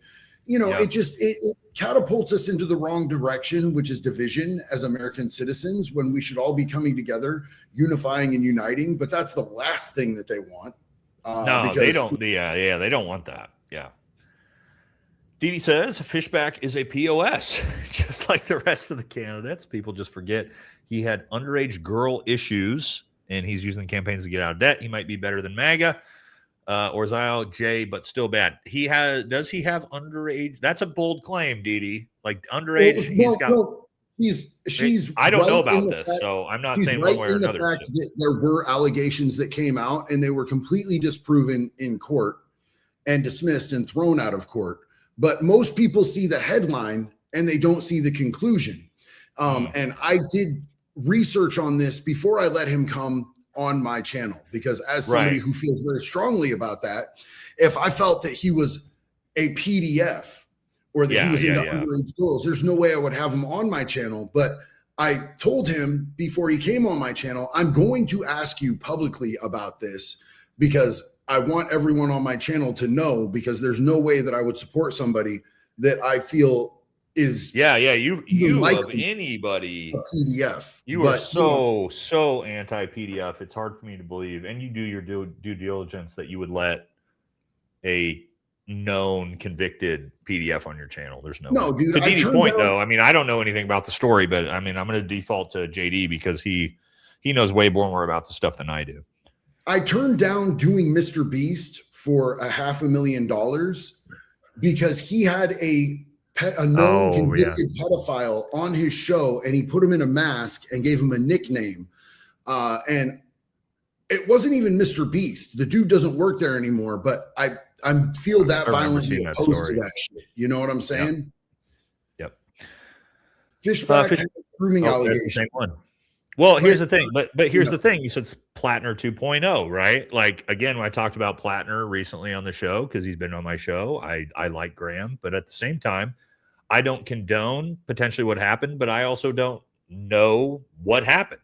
Even with Plattner, it's like we have allegations. There's been nothing that's shown to us that proves any of this, right? So, guys, I just think, again, me and JD both are very, very adamant in protecting women, protecting children. But at the same time, I'm not somebody that's like, hey, some random person made allegations about this person. I automatically believe it. Let me fucking condemn them. And I hate their guts. And I'm not going to hear their side of the story. So I'm just kind of like, for me personally, let me see what the court and the investigation show. And it sounds like if it was all thrown out of court, then why are we demonizing a guy who had things thrown out of court? You know what I mean? There has to be some type of balance here. Like, you know what I mean? I hate to say this, but I'm not a believe all women guy. That doesn't mean I don't want to protect women. I don't want to protect children. But just because one person says this person did this, I have to automatically believe that without any substantiating evidence or anything like that. I can't do that either, guys. There should be some context to this. Yeah. And, you know, I wish that I could be a believe all women dude. I have to have some verification, especially when it's one of these situations where it's years ago and now somebody's, you know, running for office and all of a sudden there's some allegations right before the election, years after any evidence would have been able to be collected. You know what I'm saying? Like if a woman goes down and tries to file a police report and there's DNA collected and their DNA matches and the police 100%, like the Chelsea Perkins case, you know, the police 100% dropped the ball on that. So there was never a conviction. I usually default to like, was there a conviction? Because people do false allegations. And honestly, to tell you the truth, like I think that false allegations is something that needs to be addressed in I've had this happen to my friends that have later been proved through court case and discovery investigations. And then later the woman goes, just kidding. I mean, I've had this happen to my friends. And so again, and let me give you some context, JD. The reason why I don't believe all women is because I don't believe all anyone. No, it doesn't matter if you're a woman, you're a man. If I don't know you and you randomly say this person did this, but there's no substantiating evidence and there's no nothing, and you're like, you have to believe this. I'm like, no, I'm going to take my reservations and I'm going to wait for you to show me. And if you show me proof that this happened, 100% I will condemn this. Absolutely. But if all you have is like, oh, well, you know, there's some allegations on this person. It's like, okay, well, I just don't like, where's our balance here? You know what I mean? Because are we pretending that human beings don't lie sometimes? I'm not saying all of these things are, I'm not saying Graham's accuser is lying. I'm not saying that. I'm just saying just because someone accused a person of something and there's no evidence, there's no court case, there's no documentation, there's no text messages, there's no voicemails, there's no proof of anything. And I'm just supposed to go, yep, fuck this person. I'm sorry, but like, I'm not going to do that. You have to like show me some evidence. And then if you show me that evidence, I'm 100% on board with denouncing that person and supporting them. Is that not fair? Like a fair way to look at things? We have a criminal justice system for a reason, bro. And think about it this way. Think about how many back in the day when we still had slavery, think of how many black men got hung because white women hooked up with them and then people lied about it. And they lied about it and claimed rape. And the next thing you know, you've got an innocent man hanging from a tree. It's true. That doesn't seem right. And you know, especially when somebody has money or somebody is, you know, famous or of note, you kind of have to look at that. There's two ways to look at that. It's like, is this somebody who thinks they can get away with it because of their standing in society? Right. Or is this somebody who's being targeted because they think they can get something out of it? Like, so there has to be some sort of verification, some sort of proof. It's just a shitty thing to be like, it's a shitty situation because I don't know what happened, right? And I want to support all women. I want to support these things, but at the same time, it's like, even if it wasn't women, if it was two men, and you're just like, this guy did this, and you have to believe me. Don't ask questions. And it's just like, but I can't do that. You know what I mean?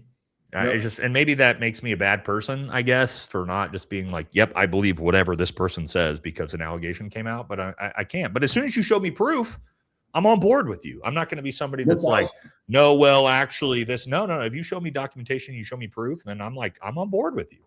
Well, listen, my whole thing is the wood chipper, bro.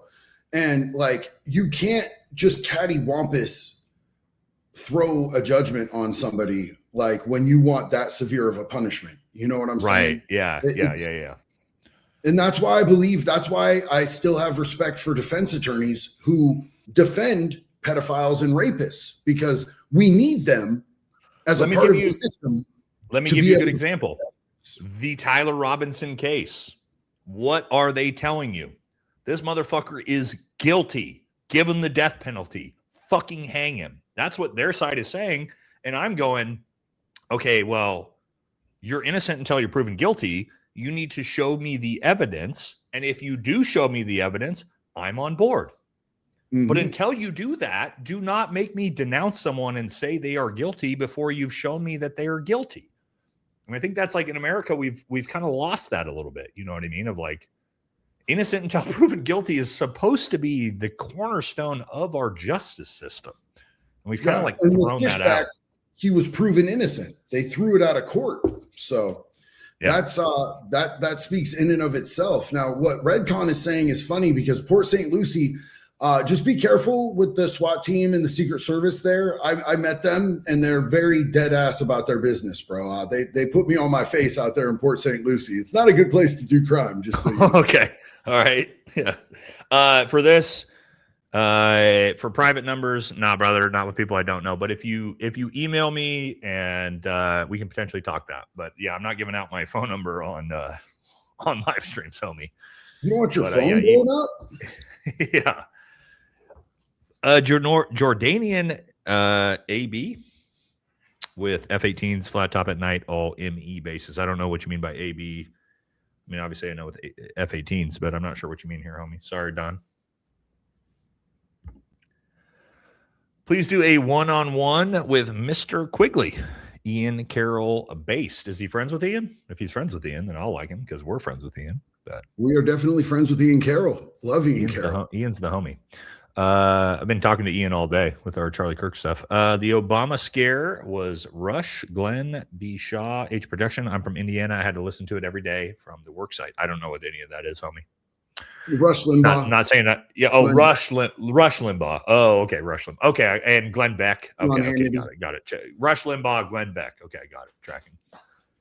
Bobby said, do you think he could be impeached for not releasing the files Congress voted to release, provided Democrats take the midterms? I think that, so honestly, what I think that his plot with that is that he was going to blame Pam Bondi and now it's going to fall on Todd Blanche. I think he's using them as a sort of, fall guys, patsies for if anything goes down with that, because the administration is absolutely breaking the law by not releasing all of the Epstein files. They are in violation of U.S. law right the fuck now. It's way past the due date.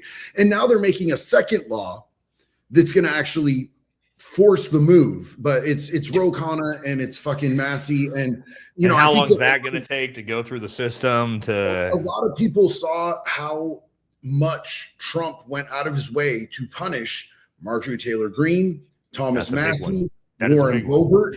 He went full bore, like a dog with rabies, after these people who defied him on not protecting his pedophile friends. JD, we've seen some politicians that me and you liked that all of a sudden have just been like pro-Trump, Anna Paulina Luna, out of nowhere, that used to have very great track records. And I think a lot of it is they are terrified of being Thomas Massey, of being Marjorie Taylor Greene. You know what I mean? Because he showed that, like, if you stand up to this dude, they'll leverage the entire fucking might to destroy you. Real Floridian History said, watch out for Fishback. He was promoting Barry Weiss books on anti-Semitism a few years back. He's a plant by Tiny Hats. Look into Bobby Williams for Florida governor. I will have to look into that because I know that everything that he is saying would seem absolutely antithetical to that, but I will have to look into that. Thank you for giving me something to research. I always appreciate it when you guys educate me. These ones are hard, right? Because at first I'll be like, why the fuck would James Fixback, who is very anti our greatest ally, very the opposite of everything you're saying, do that? But then I look at Nick Fuentes currently and I'm like, oh, this dude. And guys, I've been very courteous to Nick and his takes, but like now Fuentes has turned into like the most goy slop pro-Israel, like pro-administration out of nowhere. And you're like, wait, I thought you were the anti all of this guy. And now you've completely pivoted it. So when you see somebody like that do that, you're like, oh, any of this is possible. But for Fishback, I haven't seen it. And you guys know I've been very critical of Fishback on my channel. I haven't seen this angle so far. Not to say But that he's it's not given us possible. something to research, and I appreciate that. I don't think that Bobby Williams is polling in a way that's significant enough to where he has any chance. No. So, like, you could take the chance that maybe Fishback is a super secret double agent, or you could go with Byron Donalds, who is literally funded. He's like out. He's like in your face, dude. It's either confirmed, and you're going to get AI data centers, and you're going to get more SWAT cameras, and you're going to get, like, this dude is $100 million owned. He's owned by $100 million worth of donors from people that don't have Floridians' best interest at heart. Yep. Or you could go with Fishback, who may have promoted a book on anti-Semitism a few years ago. I mean, a few years ago, bro, I wasn't really hip to what they were doing. Well, I wasn't like. This is important, JD, because what did I say? I was honest with you guys. When JD asked me, like, have you always supported Trump? Did you support Trump? What did I tell you? I told you in 2015, I was a Ted Cruz guy. Yeah. And like that, all I do is shit on Ted Cruz. I could, like, it's almost impossible for me to even fathom the fact that my brain worked that way. But 11 years ago, I may have felt differently than I do now. And so if Fishback supported something like, and I'm not defending him or anyone, I'm just saying, if years and years ago he felt this way about this topic, that doesn't necessarily mean he hasn't been presented new information that hasn't changed his perspective on things, like it has for me, and like has it for JD. Yeah, people are laughing. Ted Cruz. Yeah, but that was 12 fucking years ago, guys. I wasn't following politics. My point is, Nate is a double agent plant for Ted Cruz. He's going to go full Ted Cruz goy slop for the midterms. But you know what I mean? This is what I mean is, like, are we saying because someone felt some way 12 years ago that they're not allowed to change their perspective? Like, do you know how long, like, how much changes, JD, fucking in 12 to 15 years in your life? Well, I mean, 7 years ago today, I was in Port St. Lucie smoking meth and doing credit card fraud, bro. Right. You know what I'm saying? So I've made significant changes. And a few years ago, I 100% was not educated about our greatest ally and what a great ally they are. I didn't know, bro. Like, I grew up in a Christian home and I thought I had an obligation to support them. And I didn't know, anything about, what they do to clean up a circumcision or, what they do with chickens. We're not going to talk about that. Sins. You don't want to get into this, bro? No. You don't want to get into this because we don't want your YouTube channel to be banned. I've got some strikes to give. You don't have any strikes to give, homie. That's real. You're on a one strike away from banned. So that's real. Yeah. We don't want you getting banned. But you know what I mean? I'm just saying, like, what I don't like, this is what I don't like, JD, from last thing before we move on. And this is from any angle, right? Whether you're a Democrat, you used to support this, you're a Republican, you used to support this. I don't like the idea of, like, hey, you believe something 7 years ago, so you have to adhere to that, and you're not allowed to change your mind and think something differently. You know what I mean? Like, is that really where we want to be, to where we want to tell people you're not allowed to change your mind when you're presented new information? Is that really what we want to do here in America? Or you guys want to cancel me in 2026 because I did blackface in like 2001? Right. Does that? I don't like that. I don't subscribe to that. I think people should be able to, not like the Megyn Kelly sense to where she, like, changes her mind every week, like, back and forth. That's not what I mean. But, like, 5 years ago, 6 years ago, 7 years ago, you're required to believe exactly what you believe today. I don't like that. I don't like that. I think most of us, we grow, we learn, we change our perspectives over time. But maybe I'm wrong. But for the record, it was Halloween and I was Michael Vick. So there you go. It was at Larry and Brandy's Halloween party with a pit bull. Yeah, I had a pound puppy, one of those old school pound puppies, and McDermott kept walking into rooms before me. Remember Mike McDermott? I do. Yeah. Yeah, of course I do, dude. He was walking into rooms in front of me, introducing me as Malcolm X and Martin Luther King, and I'm like, I'm Michael Vick punching a stuffed dog, bro. This was back when me and JD were friends back in 20 years ago. So Don't judge. Don't judge. Judge me. It's fine. Jan says JD and Nate, Semper Fi or die. I have 2 Marine sons. Hell yeah. 5 years apart, actively serving. Awesome. Thank you for their service, Jan. Proud but worried under this leadership. Prayers needed.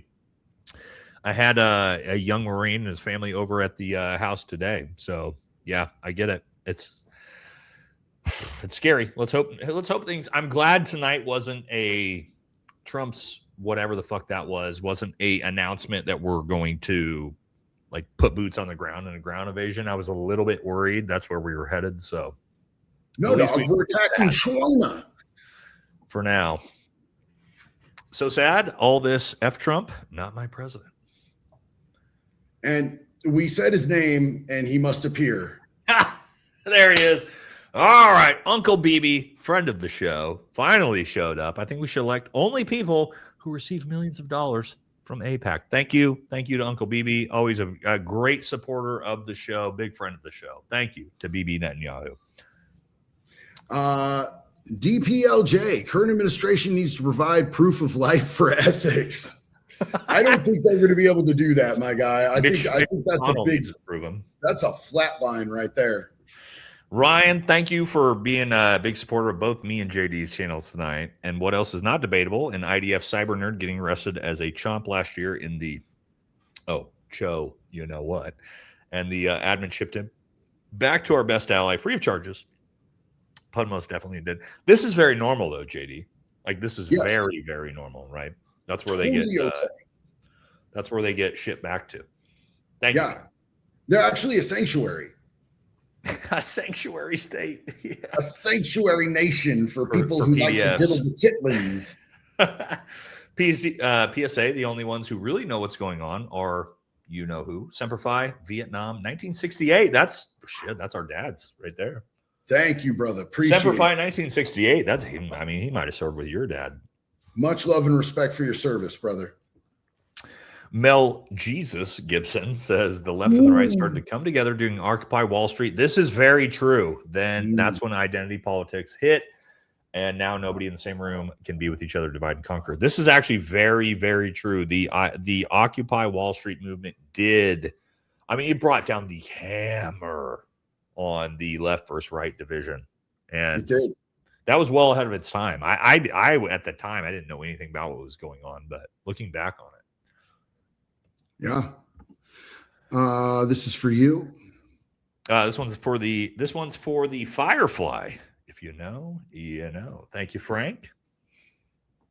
And Solene, thank you so much. I had a dungeon. The victims will never get justice in that basement. It was to gather blackmail and have lobbyists and CEOs infiltrate us. They had a dungeon, not you. Sorry, my bad.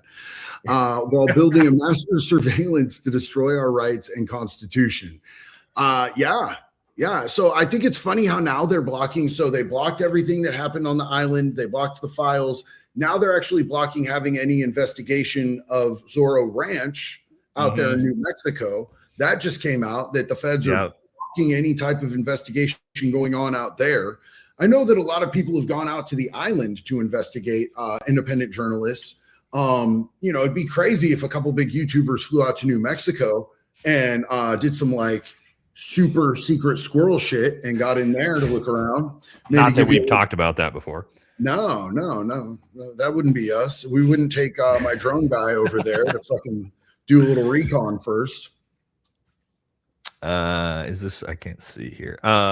When Oregon mails you votes, the system should be in place to find duplicate votes and remove it by comparing it to voter rolls. Of course, this means trusting the system, which has been shattered. How do we rebuild the trust? I don't think this is. I don't think this happens though. Is part of the problem. And again, you heard me earlier. I'm not a pusher of voter fraud, election integrity, but I will say in Oregon, this is a big problem because I've literally had this happen to us. Like as I told you guys before, me and my wife has literally said, please do not send us these ballots. And then we go vote, and then they send us the ballots, and we could vote multiple times, and there is no actual way to delineate from that. So, well, at least it doesn't. What does that mean? Like at least it doesn't look like they're doing anything shady because we've had such a diverse leadership throughout the last few decades. Yeah, whether it's intentional or not, but it hasn't all just been like very, very left leaning that have gotten in. True. Dee Dee says Florida has a massive boomer brain break population. The lack of genetic diversity in the panhandle makes Byron winning a possibility bad situation. So this is true. Like, and JD, you know this, obviously, like Florida is the Sunshine State. It's where a lot of elderly people go when they retire, and they've got a big boomer population there. And I think this is Byron Donalds. This is what he is counting on. Is this right here? Oh yeah, absolutely. So he's got the Trump endorsement, right? He's got the money to run the ads. He was just running an AI ad of two fishermen pulling a fish. I saw that with Fishback's face with the talking face. Yeah, screaming, saying anti-Semitic shit. That's definitely what he's. It's the same exact play that they did in Kentucky with Massey with the thruple video. But like where the polls are that are actual realistic polls and not polls that were done by companies that also just happen to have donated millions of dollars to Byron's campaign is showing that they're fairly neck and neck. So I think they are, yeah. Also, Fishback did just get the endorsement from the Villages, which is pretty crazy. It's pretty crazy. The Village. I don't know if you're hip to the Villages, bro, but the Villages is one of the most. I know. There's like a little bit of backstory. Communities in the entire U.S. And they also have a really weird thing about loofahs. Different colored loofahs mean different types of swing that they get down with. I've done several. I don't know anything about that. Yeah. So there's a big swinger community there, and if like you have a blue with old people, oh yeah, dog, bro, a dude got hit for a huge bust for boner pills, bro. Dude had federal amounts of boner pills. They're getting it out there. They clapping like San Quentin in that bitch, dog. I don't want to know about the old people fucking swinger parties. I'm good, dude. I'm good. Let's move on. Salid said, remember, it's about money, power, and ego. These elites believe that we are inferior. Remember the CEO of BlackRock saying we should eat bugs. And listen, I really want to impress upon you guys how much I 100% believe that the overwhelming vast majority of these people see us as peasants. They see us as less than human. They see us as cattle. They see us as just commodities to be able to continue their lifestyle and to be able to accrue power, accrue money. I believe genuinely that when their masks slip, you can actually tell if you're paying attention. These people fucking hate us. These people hate us, and we keep giving them the things that they want so that we can hold on to a single little shred of hope that maybe it's going to be different this time, and it's never different. We keep allowing them to do this, and it's really sad to me. Yeah.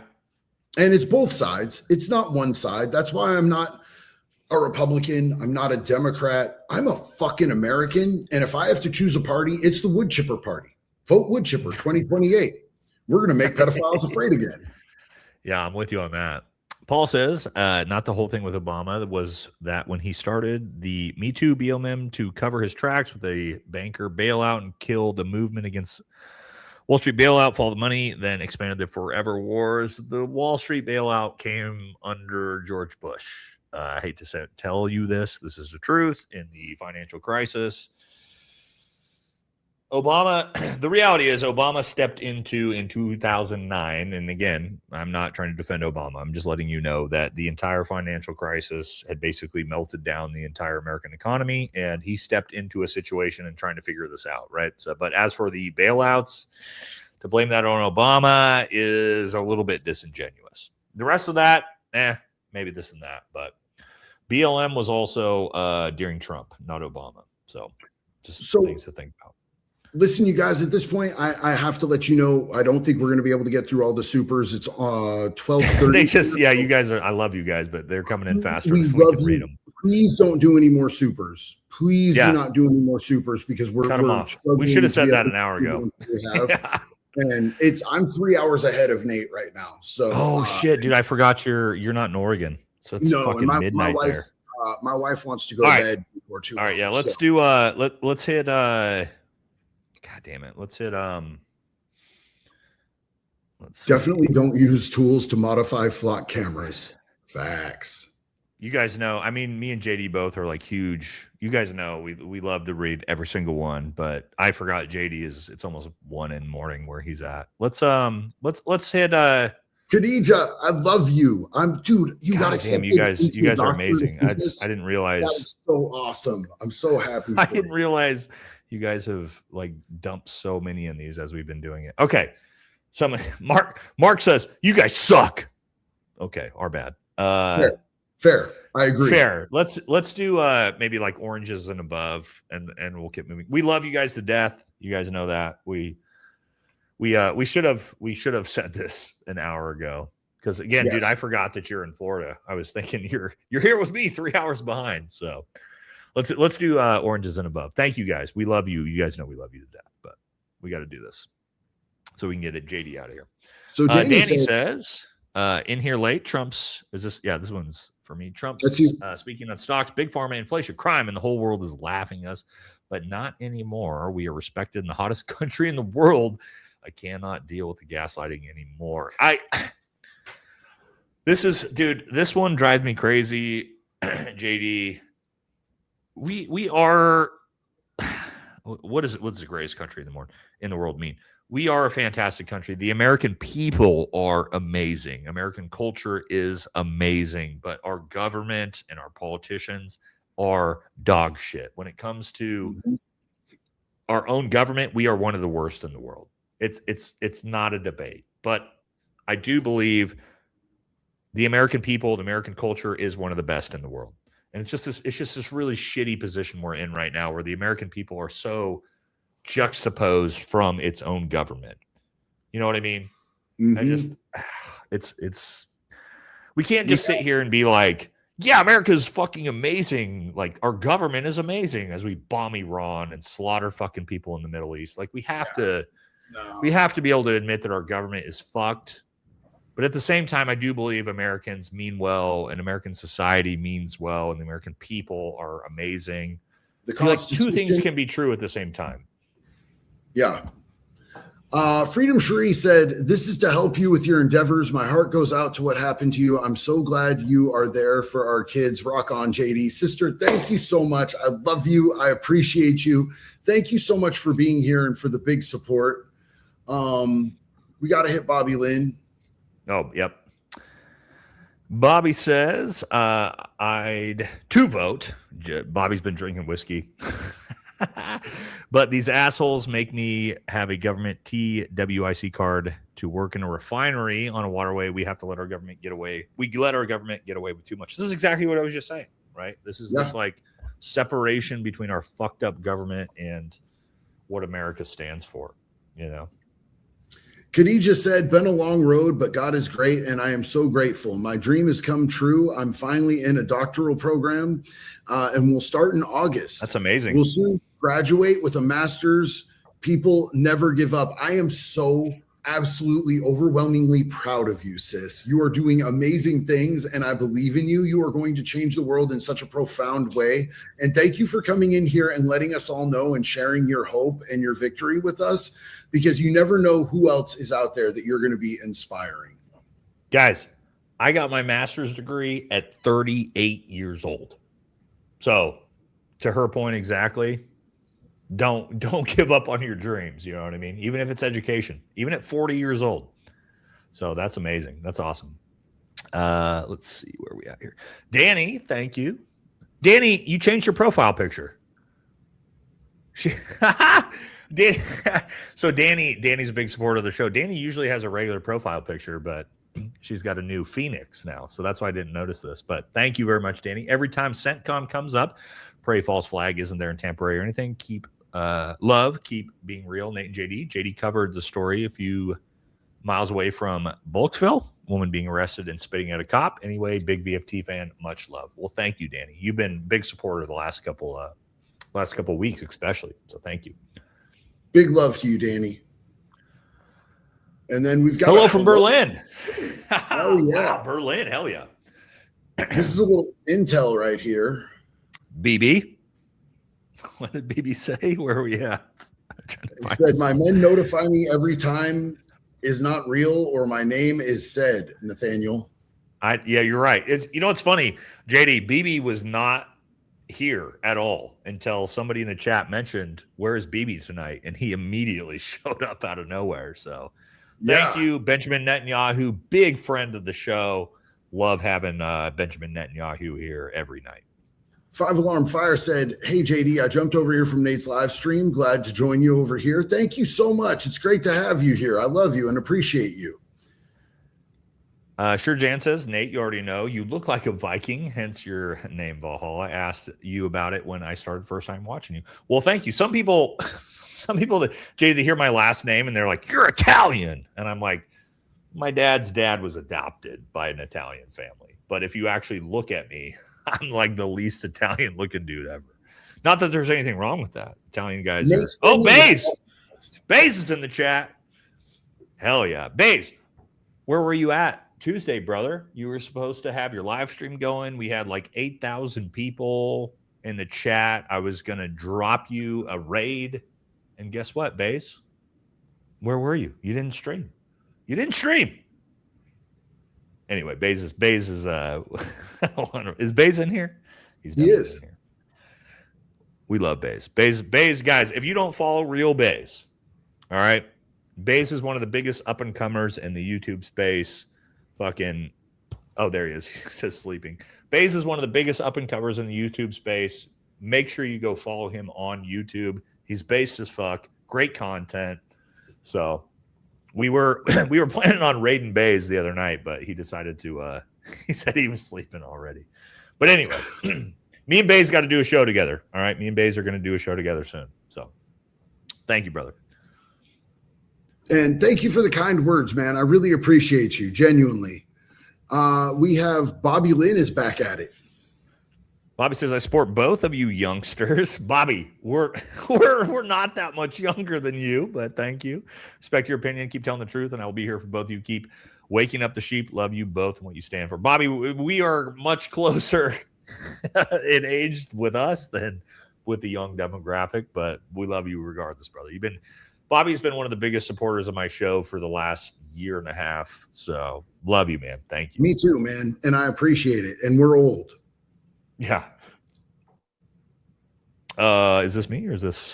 Didi. That would be you. I'm an 8th generation Floridian. I just care about my home. Spent my entire life here besides service. I don't dislike Fishback if he was clear to be. All the candidates suck. Just in trends to call him out. We have Collins who sold his oath out. Well, let me say this.